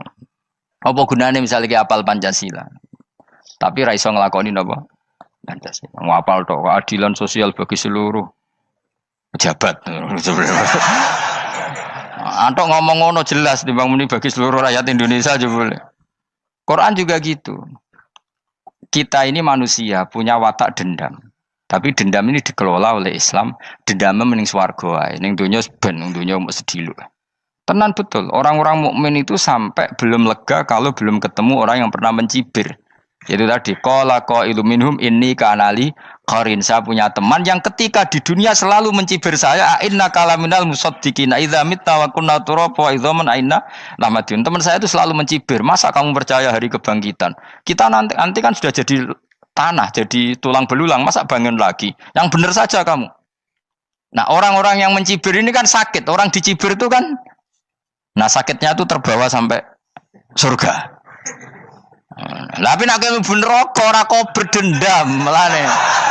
Dadi dendam iku anane ning swarga, nek ning neraka ora kok berdendam. Dianjuti malaikat oleh dendam piye. Tapi bareng ning swarga happy-happy iku piye? Kancamu dhisik sapa wae. Ora kanca partai maksudnya kanca gitu. Ya dadi sok nang swarga musa-musamu delok. Jebule swargane sak dhuwurmu. Lan jogeman musa ya aku demen isin kowe sok ben. De musuh jebule swargane. Ndi musuhku sing wane aku delok. Terus jare kancamu teko, aku ning dhuwurmu. Ya jarang. Repot ya. Jadi terus kedua, peringatan dari Quran. Allah itu saking kudrohnya itu senengane gawe fitnah. Fitnah itu sesuatu yang enggak masuk akal. Jadi wong kafir utawa wong Islam piyambak iku kon iman sesuatu yang paradok. Iku kon ngimani ning neraka iku ana wit. Lah neraka iku panase ngono, ana wit. Mulane jare wong kafir Muhammad tambah suwe tambah ra waras. Mergo wong neraka iku makan sajarotus zakum. Mulane wong kafir tambah guyu Muhammad tuh gak waras. Jarene neraka banget panase, tapi di saat yang sama ngomong wit iso tumbuh. Mestinya neraka itu kan enggak ada pohon. Mulane Allah nate ngendikan wa ma ja'alna ru'yallati arainaka illa fitnatal linnas wasyajaratal mal'unata fil Qur'an. Jadi satu orang itu diuji disuruh ngimani Isra Mi'raj. Nabi yang tetap posisinya di Mekah diberitakan oleh Quran bahwa Nabi telah menembus langit Sabtu dalam lahdoh satu malam. Wong kafir malah guyu-guyu. Terus kedua ada pohon yang tumbuh di neraka. Mulane dawuh pangeran sebuti wa ma ja'alna ru'yallati arainaka illa fitnatal linnas wasyajaratal mal'unata fil Quran. Jadi diuji. Yes ngono dunya kaya wong Islam sakniki niku. Yang mengklaim negara Islam tata kelolanya carut marut. Yang negara non Islam kadang tata kelolanya rapi. Sehingga seakan-akan kita ini salah. Ngurus dunia wae ra iso, mung ngurus akhirat. Tapi saya berharap sing dicibir iki sok ben mlebu swarga. Dadi iso dendam. Tapi nek mlebu neraka iku ora kober dendam. Mulane kula mboten gadah rencana mlebu neraka mboten gadah. Kula niku nggih pendendam dadi mangkalku ben kesampaian sampeyan nak teng pundi? Swarga. Kita harus ngalami fal yawmal ladzina amanu minal kuffari yadhakun alal araiki yang jangan sampai kita ngalami kita sendiri disiksa. Kowe ngilu awakmu dhewe, milih dendam apa milih mlebu neraka? Milih dendam ya. Syaratnya mlebu apa? Swarga. Ya. Jadi pangeran itu memang sering damel sesuatu itu paradok. Tapi memang Allah sengaja. Mulane kula bolak-balik matur, ulama itu banyak, yang jaga akhlak ya banyak, yang jaga ilmu yang banyak. Kadang yang jaga ilmu itu yang akhirnya nyuwun sewu cangkem elek dan itu penting. Saya di mana-mana bilang, sesuatu itu kadang nggak bisa dijelaskan secara baik-baik. Syaratnya kudu cangkem elek. Cuma karena itu nggak mungkin kita nisbatkan pada nabi, ben aku wae sing tanggung jawab. Kalau nak dinisbatkan nabi kan elek, maksud nabi kok gerakan cangkem elek. Ben aku wae. Nak pancen salah, aku sing tanggung jawab. Tapi nyalahno aku neraka, yakin neraka. Siji yo ora level, napa siji ora level. Dhisik sahabat itu akhirnya yo nyuwun sewu cara ora sahabat yo cangkem elek. Mergo mangkel. Ada orang munafik saking ora ngajari ngene. Kenapa saya bikin gerakan cangkem elek? Kok janut lho. Kowe asli elek maksudnya cangkemmu wis elek ora kok. Engko nang darane aku harus gebak ora asli cangkemmu wis elek. Wis ngono perkara dunya ora perkara hak. Nah kan perkara hak, cek keren. Wong munafik ku saking mangkelnone ning Kanjeng Nabi, saking kepengin Nabi itu ketok goblok, ketok salah. Iku kadang takok nggawa untane unta ya. Takok ya, "Mat, unta kuwi sing ngawini untane sapa? Kok anake kok ora kembar?" Terus ana sahabatmu sing cangkem elek koyo Ruhin. Tak pajangi aku. Kowe apa? Dadi oleh muni ku nazautu alaiha, nazautu cara aku sing nyelingkuhi. Terus ki apa? Mergo gak trimo nabine dikei pertanyaan sing gak masuk akal. Paham? Begitu juga ketika mereka nyembah berhala Lata Uzza iku sing cangkem elek ya sahabat. Mergo nabi ra pantes. Cangkem elek bicara, aku gak bengi pas sampe nyembah berhalaku. Jebule pas duyoi luwak. Aku mikir, mosok pangeran duwe luwak menengah iki apa-apaan? Dikencingi apa? Luwak. Ada lagi orang Bedui, orang munafik tanya, Muhammad, idda'aita annaka utiyal wahya. Kamu tuh mengklaim kamu dapat wahyu. Sekarang unta saya hilang. Lalu posisi unta saya di mana? Kamu idda'aital ghaib. Kamu mengklaim tahu barang ghaib. Sekarang unta saya di mana? Sahabat akhirnya kecangkeman, tak colong apa-apa pokoknya. Pergamane. Pokoknya butuhnya mangkel lo, bodoh mangkel lo nih. Mergo gak terima nabi ini nggo pertanyaan-pertanyaan yang tidak mendidik, yang menyudutkan.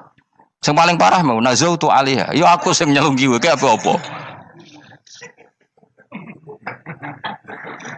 Nah sama misalnya orang kafir bilang orang Swiss lebih bahagia timbang orang Eropa, orang Ethiopia. Orang Eropa lebih bahagia ketimbang orang Syria.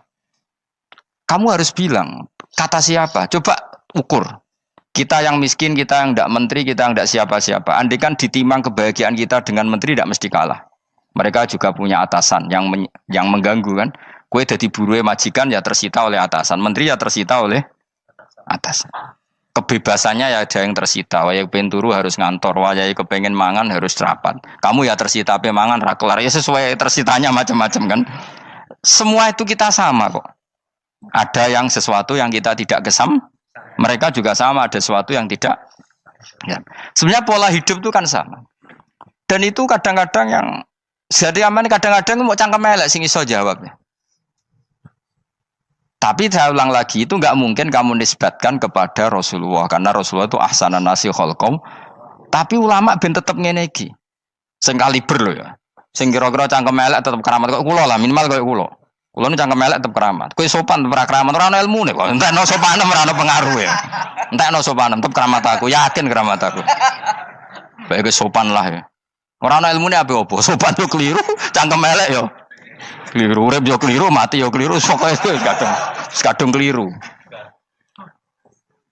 Ono ulama diomongi, Pak Yai, kalau neraka itu, kalau setan dari api, kemudian setan disiksa api kan sejenis, susahnya apa? Kiai ini mangkel terus ngambil segenggam tanah di sawur ora ini. Loro yai, jari ke kota tanah, kena tanah kok loro. Enggak bisa seperti ini diberi penjelasan baik-baik kan. Setan itu kok geni Pak Yai, jari disiksa di neraka kan enggak apa-apa sama-sama api. Kiai ini ngambil tanah sawur ora ini. Barang mau sakit Kiai, jari kota tanah kena tanah kok sakit. Hanya jangan katakan kalau setan dari api kena api enggak sakit. Coba kamu kasih penjelasan baik-baik. Ngapunten nggih, umpami jenengan nggih. Ngapunten lho niki. Ngapunten lho nggih, umpami jenengan nggih. Ngapunten lho. Kesuwen. Umpami jenengan kena tanah sepundi iki mboten napa-napa, kena tanah kula biasa. Kan kesuwen. Dene mbok sawuri raine. Terus keliliben.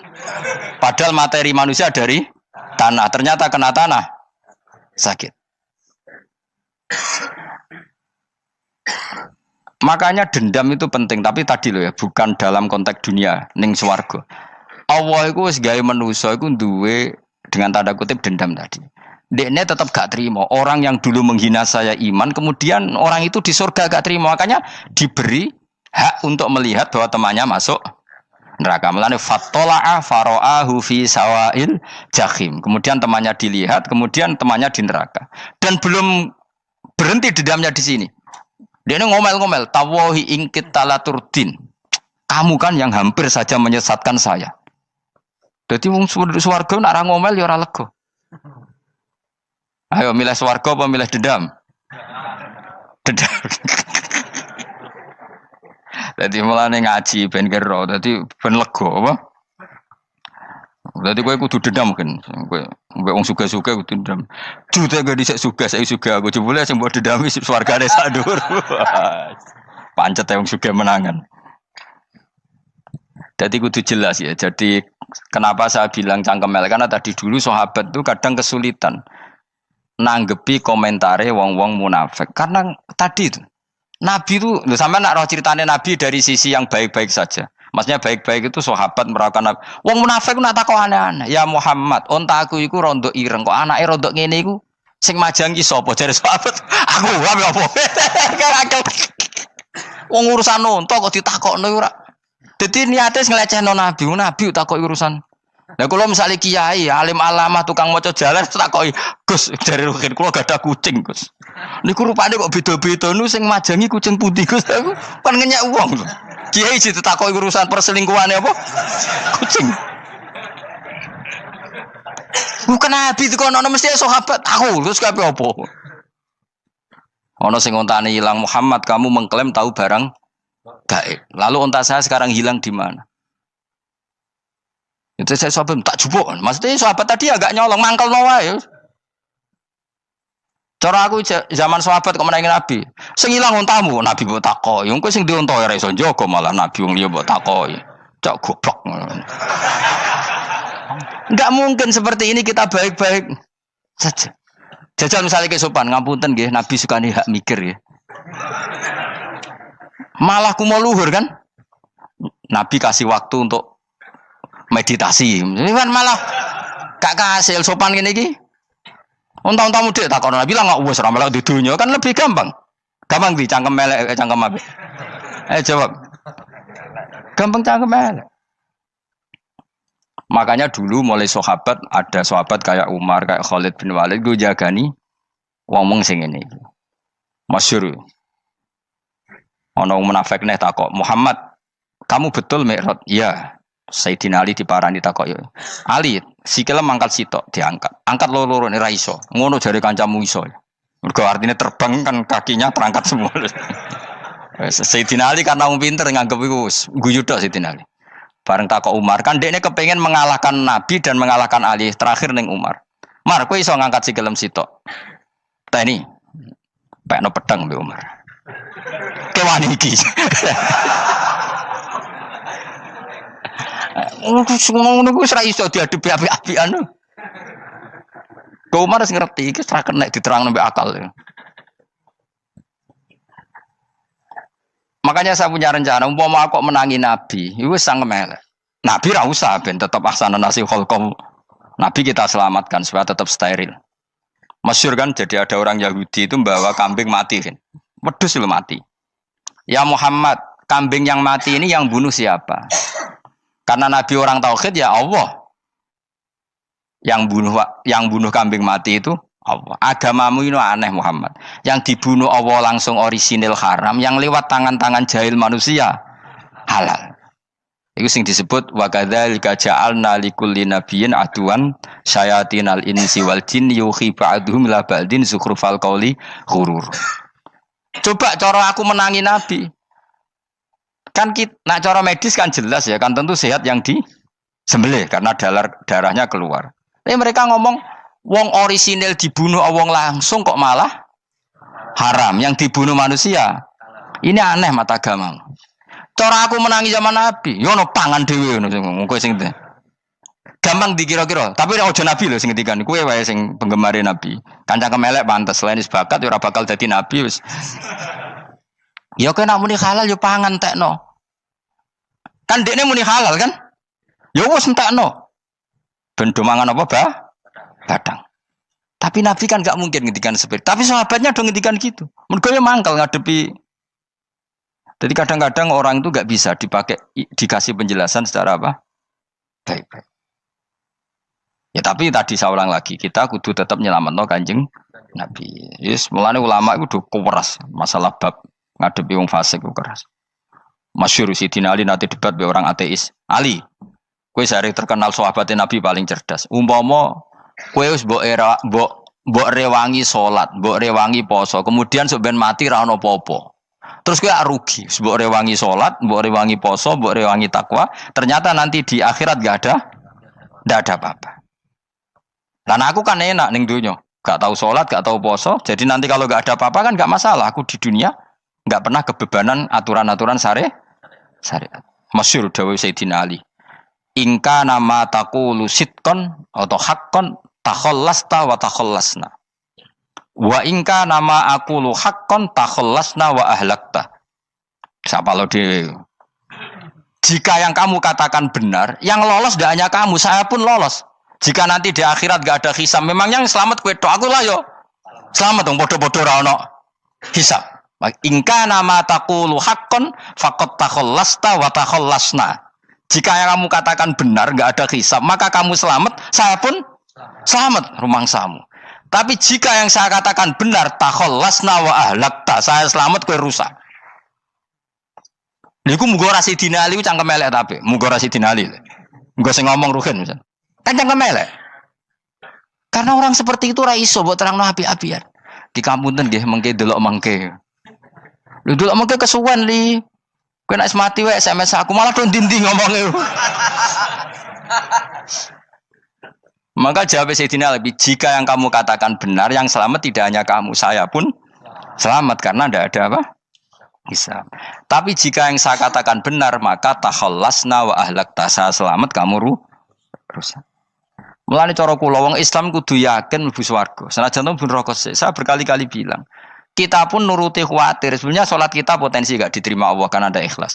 Puasa kita juga gitu. Tapi masalahnya kubu sebelah darani siapapun mati itu masuk swarga. Lan aku kalah iklan iso kalah. Lan aku kampanye paling gampang ngaji swarga, ngaji ra paham yo swarga, go kitab ngalor ngidul yo swarga, modus gaya-gayanan yo swarga. Ngaji mergo mangkel bojo yo swarga. Ngaji nglalekno utang yo swarga. Oh, apa kubu sebelah wae swarga terus bosok kene sing iman kok. Swarga. Soal akhir ki mlebu neraka tak kandhani wis enteni sik sabar. Pada akhirnya tetap masuk swarga. Pada akhirnya kapan? 10.000 tahun apa ya ora. Ayo ora kepengin orang nglakoni kok. Jadi ini penting ya. Jadi kita harus terbiasa berpikir secara tadi ya. Sarohku sahabat ulama itu nak ngadepi wong fasik itu akhirnya cangkem elek. Mergo kadang penjelasan lebih gampang. Cuma tadi saya ulang lagi, Nabi harus kita selamatkan. Tajane Nabi Ibrahim yang podo parah. Jadi ketika beliau mematahkan semua berhala yang kecil kan kapaknya dikalungkan berhala yang bareng ditakoi. Him siapa yang melakukan itu? Takono sing nggo kapak, ora nggo kapak. Jare ketuane wong kafir, utekem lho him wong karuan berhala ora bukan nakoki, ora karuan iso ngomong, bukan nakoki. Lah utekem ning ndi karuan ora ngomong mbok sembah. Asline berhubung Nabi Ibrahim darane ngendikan, lah sing nyora aku. Lah yo muga iku ora nabi, iku cangkem elek ta cangkem apik. Muga ora nabi lho. Mergo Nabi Ibrahim diutek-utek, utekem lho him karuan berhala watu kok kon nako. Jare Ibrahim utekem kok ndi karuan watu kok mbok sembah. Iso diterangno api-apian. Ngapunten nggih. Ngapunten sanget niki niku. Kesuwen yakin kesuwen. Lah cuma ke mari siko nabi ku ya iku netok sing cangkem elek iku. Tapi ora demi hak, demi hadun. Nah iku sing mari elek. Apa logikanya? Saiki musuh dhisik musuh saiki gabung kuwi barang-barang donya kok mbok soal. Nyoal barang akhirat itu keren apa? Apa susahe ning donya nggo sujud, apa susahe ning donya nggo ibadah iku keren. Nyoal kok trimo. Dhisik musuhan kok saiki rukun ben donya kok mbok soal ben wis jegeman santriku ngono sini-sini aku. Ciri utama wong apik nyebalano barang donya, tapi nek akhirat seri. Kayak aku mestine paten soalku wis ngaji jalalan kok gak dadi wali ku maksudku piye? Tak ulang mulai 2005 kok ora alim-alim maksud. Tapi kita wari jawaban tawaduk. Ya tak wari jawaban apa? Karena kita ndak ingin nyaingi guru apalagi melangkahi. Ya tak warai ya. Jadi sajane kula saged alim Gus, tapi mboten sae nglangkahi guru. Mulane kula nyuwun pangeran tetep bodho. Kersane tetap sopan, tidak ngelangkai. Setuju ya? Jadi soalnya nggak takoki. 2005 loh kan, 2005. Berarti seberang tahun? 14 tahun. Tak takoki dadi mubalek yo ora, khotib yo ora. Krungu kabar Ruhin Wali yo ora. Nuruti kecewa. Tapi setelah ada jawaban tawaduk ya soleh. Memang enggak baik. Murid nyalip guru itu enggak baik. Ya berapa apik ora iso ya ora terus pokoke. Jelas gitu. Terus niki bukti orang soleh itu boleh berteman orang macam-macam. Bernya ini ahlul jannah bercerita dulu punya teman ateis. Jelas gitu. Yang teman itu mengingkari adanya hari kebang. Tapi nyatanya orang soleh ini tetap masuk surga. Artinya apa? Pertemanan di dunia sama orang ateis ini tidak menghalangi dia masuk surga. Tentu ya sebatas pertemanan. Ora konco golek demenan iku ora jenenge konco iku. Maksudnya berteman mungkin satu kantor atau ditakdir tetangga atau ditakdir apa. Tentu tidak ngikuti apa kemaksiatannya, tapi tetap berteman. Karena istilahnya ini kanali korin, saya punya teman sohibun yungkirul ba'sa, saya punya teman yang mengingkari hari kebangkitan, yang teman itu setiap kali ketemu saya mencibir saya, inna kalaminal musad dikin aidza mitna wa kunna turaba wa idzaman inna lamadi madinun. Teman saya itu selalu mencibir, masa kita nanti dibangkitkan lagi padahal kita sudah jadi debu dan jadi tulang belulang. Lalu teman saya ini nasibnya gimana? Bersama Allah dipertontonkan, santai teman itu masuk neraka. Intinya apa? Orang soleh ini ketika di dunia punya teman orang tidak soleh, dan itu tidak disalahkan Allah. Tetap dia ahlil jannah, dan temannya karena salah tetap ahlin. Nah, hanya gak ada cerita terus berhubungi kancamu, kowe mlebu neraka ndak. Makanya kita rileks saja di Indonesia. Kancanan tonggo macam-macam tenang aja. Sementing alaikum anfusakum la yadurrukum man dhalla idza tadaitum. Yang penting jaga diri kamu sendiri, dan setelah diri kamu terjaga tidak masalah orang sekeliling kamu sesat. Ya ayyuhalladzina amanu alaikum anfusakum la yadurrukum man dhalla idza tadaitum. Jaga diri kamu, kualitas hidayat kamu jaga, kualitas kebaikan kamu jaga. Setelah semuanya terjaga tidak masalah orang sekeliling kamu sesat. Ya kayak teman ini, dia punya teman ateis tapi dia tetap islami, dia konsisten dalam mempertahankan iman, ternyata dia tetap ahlil jannah, padahal punya teman ateis. Jelas ya, terus niki supaya clear bahwa karena kita di dunia mesti berteman orang macam-macam. Apalagi semenjak saya dari Korea itu melihat orang Islam ingin bikin masjid, padahal bosnya orang ateis, teman kerjanya orang ateis. Tapi mereka nyatanya imannya tidak goyah. Mereka ingin bikin masjid, urunan bikin masjid, padahal temannya apa? Ateis. Dan itu nggak masalah. Nanti kalau itu soleh terus sampai di surga, golek bosku saya gini di. Iku nara ketemu ya ora lega. Jadi manusia itu masuk ini swarga, nak gak ketemu rivale. Jadi sebenarnya, nak rival politik, nggak tahu saya itu, nggak ada ayatnya, nggak ada penjelasannya di Quran ini. Dan tidak perlu menjelaskan barang dunia terang non Quran kemuliaan. Wan kula terus nang sampai budi. Ka'annahu fa'amal terus budi. Innahum alfau aba'ahum dolin. Innahum satamne kufar iku alfau padha metuki sapa kufar wajadu. Tegese metuki sapa kufar aba'ahum ing bapak-bapak kufar dipetuki dolina khalik sesat kabeh. Nah, mereka itu menjadi kafir karena punya tradisi bapak-bapaknya ya kafir. Terus setelah bapak-bapaknya kafir, fahum mongko te wong akeh ala asarihi ing atase jejak-jejak bapak-bapake wong akeh yurauna iku anut kabeh. Mereka punya bapak-bapak kafir dan kekafiran itu diikuti oleh mereka. Ya sajuna tegese padha ngikuti sapa wong akeh latibaihim maring anut ning abaihim. Fa yasrauna mongko gegancangan to sapa wong akeh ilahi maring ittibail aba. Maksudnya gini, kalau tahu senior kita sesat ya jangan ikut. Mereka enggak, bapaknya sesat nyembah batu, nyembah makhluk. Mereka ikut menyembah batu, menyembah makhluk. Harusnya kalau salah kan enggak perlu apa diikuti. Jadi kesalahan itu ya kadang ikuti tradisi. Tapi ya tradisi yang seperti itu, kalau tradisi yang baik ya harus diikuti. Walakotelan teman-teman sesat kau belum sedurunge iki generasi sopo akfarul awalin. Sopo aki-aki wong dhisik. Minal umami sing pira-pira umat almadiyati kang wis kliwat. Walakot arsalan teman-teman ngutus ingsun fiim dalem kabeh mungkiri nek wong sing meringatno kabeh. Minar rusuli sing pira-pira rusul mukhawifina tur ngekeki peringatan kabeh. Fangzur mongko angen-angen sira kaifa kana hale kaya apa ana apa akibatul mudharin, apa akibate wong sing dikei peringatan ayil kafirin tegese wong kafir kabeh. Ai akibatuhum tegese uta akibate kabeh akhir dari perjalanan mereka wa aladabu siksa. Orang yang tidak iman pasti akhir perjalanan siksa. Senajan to ning donya mereka ngelola dunia lebih baik ketimbang kita, kehidupan dunianya lebih baik ketimbang kita. Intine kowe aja sampai kalah donya kalah akhirat. Awas kene. Kalah donya aja sampai sini-sini wong. Sing go jalalan jebule kalah donya. Gunane apa go konsep jalalan ngalor gitu. Tutulisi jalalan kalah di dunia menang akhirat. Jebule kalah pisan.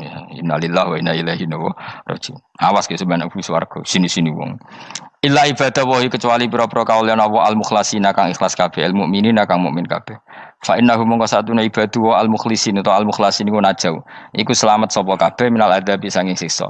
Li ikhlasihim krana ikhlase wong akeh fil ibadati ing ibadah. Nak kira iki apa? Illa ibadah wahil mukhlasin sami nggih. Fathah. Kira iki to napa? Lame fathah. Illa ibadah wahil mukhlasin iki. Tapi ana sing kira mukhlisin mukhlasin kira iki to. Hah? Ora lha jeng nang Qur'ane Quran. Mukhlas. Auli anna wa ta'ala wa ta'ala akhlasa nyelametno sapa mikhlasno sapa ing kabeh lah krana ikilah amal ala qiraati fathil lam ing atase wacanan maca lam. Dadi qiraah itu ada illa ibadah wahil mukhlisin, ada illa ibadah wahil mukhlasin. Jadi mang dua qiraah. Tapi ki anut sing umum ya, aja aneh-aneh. Walaqad nadana nuhun fala ni'mal mujibun. Walaqad nadana lan teman-teman ndonga nek kita sapa nuhun Nabi Nuh bikauli iklan dawe Nabi Nuh, Rabbi inni maghlubun fantasir. Rabbi do pengiran ingsun ini sak temen ingsun maghlubun den kalahno, fantasir mongko kula aturi nulungi panjenengan. Fala ni'mal mujibun, mongko iku banget nikmate sapa al mujibun, sapa zat sing nyembadani lagu maring Nuh nahnu te kita. Aida'ana ala qaumi. Maksudnya Nabi Nuh ketika tertekan oleh kaumnya, kemudian Nabi Nuh berdoa kepada saya. Dan saya kata Allah fala ni'mal mujibun, zat terbaik yang memberi terkabulnya doa itu fala ni'mal mujibun. Ya Nuh berdoa kepada saya kata Allah, dan saya kata Allah adalah zat terbaik yang bisa mengabulkan doa. Itu jenenge apa? Fala ni'mal mujibun. Eda ana tekse donga sapa Nuh nak ing kita ala qaumihi ing atase kaum Nabi Nuh fa ahlaknahum mongko ngrusak ingsun ing kaum Nabi Nuh bil gharaqi kelawan tenggelam. Jadi kowe nak mangkel mbek wong-wong sing ora iman iku pilihane iku kowe parek pangeran. Nak parek pangeran nak sing ora iman dikalahno pangeran. Kowe ora usah dadi ekstremis, malah ribet dhewe. Pasrahno napa pangeran. Lah nek kira wali ora mandi-mandi, ora mandi ya wis. Sementing kowe ning donya bernegara secara sehat, gak perlu dadi napa? Teroris, gak perlu dadi napa ekstremis. Karena Nabi Nuh ketika mangkel mbek kaume, Nabi Nuh ngebom mereka apa matur pangeran? Matur pangeran, kemudian pangeran sendiri yang ngambil napa tindakan. Kowe yo ngono mbek musuh-musuhmu sing hasud mbek kowe. Tapi mbah konang pangeran malah bela kono. Lah kadang musuhmu luwih bener timbang kono ya. Timbang kowe. Kono kerja keras sugih. Terus duweni kowe sekere turu. Terus mbok pasutno jebule pangeran bener. Kok kowe pemalas. Kono bekerja keras. Yo mbah nak ngono. Lan jegeman di musuh wong saleh. Mergo nak maksudno malah balik ning kowe. Di musuh sing ra saleh dadi menang kowe. Nak padha ra saleh ya mbok ra jelas. Fa ahlaknahum mongko ngrusak ingsun hum ing kaum Nabi Nuh bil gharaqi kelawan apa tenggel. Sehingga nabi-nabi dulu nak kecewa mbek musuhe iku mature teng pangeran. Mboten kalau perang itu beda loh. Nabi kalau perang dia perang di arena perang di Badar di Uhud. Jadi janjian terus duel. Ora kok musuhe turu terus di sebelah mboten enten ngono. Ya kalau mau perang ya janjian. Jadi fair. Mereka nantang Nabi, tentu kan tidak baik kalau kebenaran ditantang kebatilan tidak berat. Terus akhirnya ya duel ini wow. Tidak. Yang jelas perang itu tidak sepihak. Makanya bahasa Arabnya takotul, saling perang. Jadi wazan kalau dalam nahwu itu dalam sorof itu qatala itu wazannya musyarakah. Musyarakah itu saling merang, saling nyerang. Jadi enggak boleh sepihak. Makanya janjian oke, mau iduna badrun. Perjanjian kita ketemu di apa? Badar terus ketemu. Ora kok limbe-limbenan ku mboten. Memang tarung. Jadi keren. Sing kalah ya keren, sing menang ya keren. Mergo corong Jawa wani adep. Mboten nyulik niku mboten. Sehingga disebut muqatalah atau napa kital. Masdarnya itu qatala yuqatilu muqatalatan. Malah latihan sorab lah Jong. Karena syarat mufassir itu harus ahli napa? Sorab. Wa najinahu lan nyelametno ingsun ing Nabi Nuh wa alahu lan keluargane Nabi minal karfil azim saking banjir sing gedhe. Ail gharqi tegese selamat sangka tenggelam. Wa ja'alna lan gawe ingsun zuriyata yang anak turun Nabi Nuh hum albakin. Fanasu mongko te manusa kulhum kabeh nasikum minasli sanging turun Nabi Nuh alaihis salam. Makanya jenengan yang syukur. Jadi turunan yang sekarang itu sudah steril. Saya ulang lagi. Kamu ini sudah turunan yang steril. Tidak ada bapak yang kafir. Yo kowe kabeh sing ngaji Jalalain. Kowe kabeh. Ini mbah-mbah kamu sudah apa? Steril. Karena manusia pertama Nabi Adam, terus Nabi Adam seterusnya itu masih ada yang kafir macam-macam. Era Nabi Nuh ini bapak kedua. sing kafir tenggelam kabeh, terus ada orang 80 semuanya mukmin. Makanya kita-kita yang sekarang itu istilahnya Allah dzurriyyataman hamalna ma'nuh. Kita ini turunan orang yang diangkat di perahunya Nabi Nuh. Makanya manusia pertama dari Nabi Adam, terus itu masih macam-macam. Era setelah Nabi Nuh sudah steril, gak ada lagi yang apa? Kafir. Umpama babamu ana sing kafir meneh, iku ya kafir sing ora asli. Sehingga engkau ya langkai wae. Mesti aja anggap langkai wae. Terus melok mbah sing napa? Sing mukmin. Ya jelas ya, fannasu kulluhum min naslihi alaihis salam. Jadi setelah periode banjir itu semua manusia itu sudah turunan Nabi Nuh dan pas itu sudah steril semuanya apa? Mukmin. Ya orang 80 semuanya orang apa? Nah, setelah itu ada lagi yang kafir. Lah aku ora roh iku sing dadi mbahmu ta ora roh. Ya ora perlu roh kowe. Mulane ora apal nasab penting kanggo biasa ben ora roh.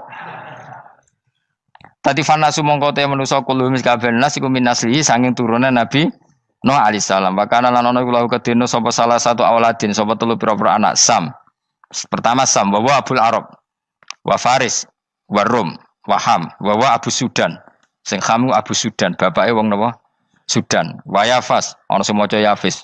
Yafas Abu Turki, bapake wong pundi? Wal Khazar, wa Ya'jud wa Ma'jud wa Magunalika. Mbah kowe minduane sing tira babamu sing Abul Arab ira ngembek sek. Persi kita ya kurang ganteng. Rom kira ora wong Itali. Kowe turunan ndi? Ham iku paling Abu Sudan wong ireng-ireng. Paling iku. Wis ben ngono, ben wis. Wa tarakna alaihi fil akhirin. Wa tarakna lan nyisano ingsun apa koina tegese nyisano ingsun ali ngatasin no tak sisano sanaan khalidati pangaleman hasanan kang apik fil akhirin ing dalem periode-periode sing akhir. Minal anbiya sing pira-pira nabi wal umami lan pira-pira umat ila yaumil kiamat itu maka maring dina kiamat. Nuh jejak-jejak kebaikannya akan saya maklumatkan kebaikannya sampai ila yaumil kiamat. Mulane ra ono barokah kados ngaji, jenengan kudu syukur ngaji. Misalnya Nabi Nuh dititahno Allah akan dipuji ila yaumil kiamah. Yang muji siapa kalau enggak kita-kita ini? Barokahnya ngaji, kita tahu kehebatan Nabi Nuh, kita tahu sejarahnya Nabi. Berarti yang muji Nabi Nuh siapa? Ya kita-kita ini yang ngaji. Andai kan enggak ada yang ngaji, orang tahu enggak tentang Nuh? Enggak tahu kan? Makanya banyak wali yang enggak suka doa. Bukan karena anti doa enggak, katanya saya yang didoakan para yang sudah meninggal. Karena yang sudah meninggal itu sangat mencintai kita. Lan kula itu termasuk ulama sing jarang ndonga. Nggih ndonga tapi juarang banget. Ora koyo kowe men ndonga ora tau mandi. Kula nu jarang ndonga karena dawuh Kanjeng Nabi, siapapun yang menghidup-hidupkan sunnahku otomatis layak mendapat doaku. Dawuh Nabi masyhur, ala khulafai rahmatullah. Siapapun yang mengganti saya berhak dapat rahmatnya Allah. Manhum ya Rasulullah. Siapa itu? Alladzina yuhyuna ma amatahun nas min sunnati, orang yang menghidup-hidupkan sunnahku yang sudah mati. Coba Nabi Nuh sekarang dapat titah dipuji di dunia ila yaumil. Yang muji siapa coba? Kita-kita kan. Karena kita menerangkan sejarah Nabi Nuh bahwa beliau adai ila Allah, beliau konsisten berjuang ila tauhid. Coba kalau tidak ada orang ngaji, siapa yang tahu Nabi Nuh? Man huwa, siapa dia? Kan tidak ada yang peduli. Itu kayak kasus Musaddaq dulu. Katanya Musaddaq kan punya pengaruh 40.000 orang yang ngakui Musaddaq itu Nabi. Ternyata itu keliru, itu hoax. Saya termasuk orang yang menanyai kenapa mereka menabikan Musaddaq. Tak tanya, kenapa kamu percaya Musaddaq Nabi? Memangnya kenapa kalau dia Nabi? Nah, kamu tahu Nabi apa? Nabi itu apa? Tidak tahu. Iya gitu sih. Makanya saya itu menyayangkan ada berita. Sebenarnya yang mereka mengatakan Musaddaq Nabi itu tidak tahu Nabi apa itu tidak tahu. Cuma mereka percaya demokrasi. Kalau dia ngaku Nabi susahnya apa sih? Pikirannya itu. Susahnya apa kalau dia Nabi? Lah kamu tahu Nabi apa? Enggak tahu jadi. Repot kan? Itu kan seperti orang pakai nama Ghazali tapi enggak tahu sakralnya Imam Ghazali. Akhirnya ngefly. Jenenge Abdul Qadir Jilani beling ora karuan. Mergo ya ora roh. Ya kok jenenge Mustofa ini.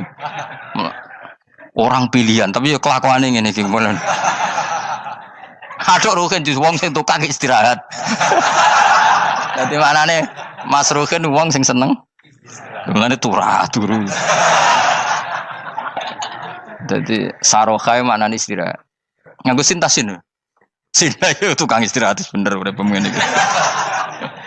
Ya ora apa-apa, donya sepele kan tinggal istirahat. Jadi makanya kan nggak ada ulama yang nggak dicintai para wali yang sudah meninggal karena tadi siapapun yang menghidupkan sunnahku setelah sunnah itu mati maka dapat doaku. Sehingga ulama ya doanya ya biasa aja, ndak usah berlebihan, ya ndonga. Karena kita yakin dongane Nabi luwih mandi timbang doa kita. Kalau kita menghidupkan sunnahnya Nabi, ngaji maksudnya. Cuma namun di sunnah Rasul gak tahu ngaji. Sunnah Rasul yo ngaji iku sing karuan. Wis jelas Nabi itu status pokoknya apa? Pengajar apa? Masyhur itu. Buistu mualliman. Sebagian riwayat pakai innama buistu muallim. Saya diutus hanya sebagai pengajar. Termasuk melakukan sesuatu yang tidak ideal itu Nabi lakukan demi status mengajar. Misalnya begini, sama tak bedai, kok tak latih pinter. Tawaf jalan kaki sama naik skuter atau naik kendaraan itu afdal mana? Enggak, jawab saja. Afdal jalan kaki. Tapi Nabi ketika tawaf itu naik unta. Naik apa? Sehingga ulama ijma tetap saja tawaf naik unta sama jalan kaki afdal jalan kaki. Padahal Nabi kalau tawaf itu karena Nabi naik unta itu statusnya adalah mengajar, menunjukkan kalau itu sah. Jadi nilainya bukan enak-enak naik unta tapi mensyariatkan kalau itu sah. Dong ya. Kayak saya pakai baju hem. Dengan orang Arab pakai jubah. Mungkin cara Allah itu afdol saya. Saya orang Indonesia loh ya. Maksudnya saya ini orang Indonesia. Maksudnya saya orang Indonesia, saya ulang lagi. Bukan dengan status Habib atau ulama atau orang Arab. Guling-gilingan bahwa saya mengesahkan baju hem untuk sholat. Makanya dulu pernah di salah satu komunitas tabiin, saya ulang lagi tabiin. Itu semuanya pakai jubah, pakai serban. Jabir yang sahabatnya Nabi termasuk Abdullah bin Mas'ud, dia datang ke masjid, jubahnya itu dicopot, terus dia sholat tanpa pakai jubah. Sampai geger tabiin, ini gimana sahabatnya Nabi sholat kok pakai jubah, jubahnya dicoplok, dicendel loh. Terus dia sholat. Ketika sholat ditanya, ya sahibah Rasulullah, kok ini sahabatnya Nabi sholat pakai jubah kok malah dicopot. Supaya kalian semua tahu bahwa kita dulu zaman Nabi biasa sholat pakai sarong, terus diikatkan di leher, saking tidak menemukan jubah. Tapi itu menjadi penting supaya orang tahu bahwa syarat sahnya sholat tidak bergantung harus pakai jubah. Meskipun kita sepakat pakai jubah sunat, kita selalu sepakat pakai jubah sunat. Tapi harus ada yang enggak. Kalau semua kiai pakai jubah, nanti satpam harus pakai, supir harus pakai. Karena kalau mau sholat jadi bingung. Ini barokahnya Jabir, orang tahu ternyata sholat itu yang paling pokok adalah nutupi aurat. Sama Rasulullah itu kadang tidak melakukan ibadah kelas paling afdol. Kayak tadi beliau tawaf naik unta. Tapi itu menjadi afdol karena nilainya mengajarkan bahwa itu sah. Paham gitu? Terus beda. Perilaku sama pengajaran itu beda. Rasulullah itu gak mungkin sholat lupa. Tapi Nabi pernah lupa. Andai kan Nabi tidak pernah lupa, kita tidak tahu caranya kalau sholat masyhur itu. Nabi pernah sholat hanya 2 rakaat. Terus beliau akan pulang. Terus sahabat diam semua karena mereka punya adab. Terus ada orang yang agak bedui. Aku sirati sholatu amnasita ya Rasulullah. Ini sholat model qashar apa memang kau lupa? Karena sahabat mulai dulu sudah ngerti usul fikih. Kalau ini duhur 2 rakaat, mulai besok berarti 2. Karena ngambil yang paling akhir. Zaman Nabi kan ada nasa mansuh. Kalau tak kemarin duhur 2, berarti duhur terkini 2. Terus Nabi balik lagi ke majelis, mengkonfirmasi ahakun maqalahu Dzulyaden, apa yang dikatakan Dzulyaden tadi benar. Iya ya Rasulullah, engkau tadi sholat hanya 2. Terus Nabi takbir menambahi 2 rakaat. Artinya apa? Kalau kamu lupa, itu tidak harus mengulang dari awal, cukup bina meneruskan. Sehingga misalnya kita tawaf sudah 3 putaran, terus kita batal, ya kita wudu saja. Mulai awal apa teruskan terus keempat? Coba kalau Nabi gak pernah salah seperti itu, kita tidak tahu cara ngelola kesalahan. Ya misalnya kamu tawaf, terus batal. Kamu wudu, nambah keempat apa mulai dari awal?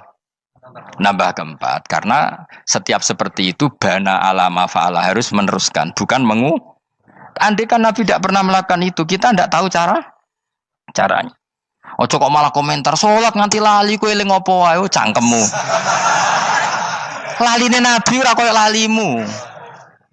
Mulane ana imam sholat salah iku anggap ae niru Nabi.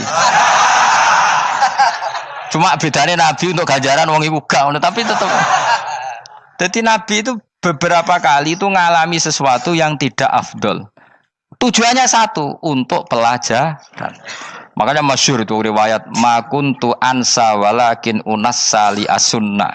Saya itu tidak pernah lupa, tapi sama Allah didesain lupa li asunna supaya itu jadi sunnah. Jadi makuntu ansa walakin unassa li asunna. Jadi saya tidak pernah lupa, tapi sama Allah didesain lupa supaya jadi sunnah cara ngelola kelupaan. Misalnya sholat 3 apa 4, milih 3. Milih al-aqal. Karena itu satu-satunya cara. Sehingga Nabi didesain pernah sholat hanya 2 rakaat, terus diingatkan sama sahabat. Terus itu jadi sunnah, caranya ngelola caranya ngelola lupa. Begitu seterusnya. Nabi ngendikan al-ajur bi qadri ta'ab secara makna seperti itu. Tapi Nabi sendiri tawaf itu naik unta. Sehingga sekarang ada orang naik skuter, naik kursi roda, itu dikiaskan karena Nabi dulu pernah berkendara. Coba kalau Nabi tidak pernah berkendara, wong sing lumpuh gak iso tawaf, wong sing sakit gak bisa tawaf karena gak ada riwayat Nabi pakai kendaraan. Tapi barokahnya Nabi pakai kendaraan, semua referensi itu gampang. Meskipun Nabi sendiri pas itu masih sehat, sangat sehat. Tapi biar jadi sunnah, kalau seperti itu tidak apa. Karena tadi Nabi itu yang penting buistu mu'alliman, saya diutus sebagai pengajar. Kadang Nabi melakukan sesuatu itu tidak ideal.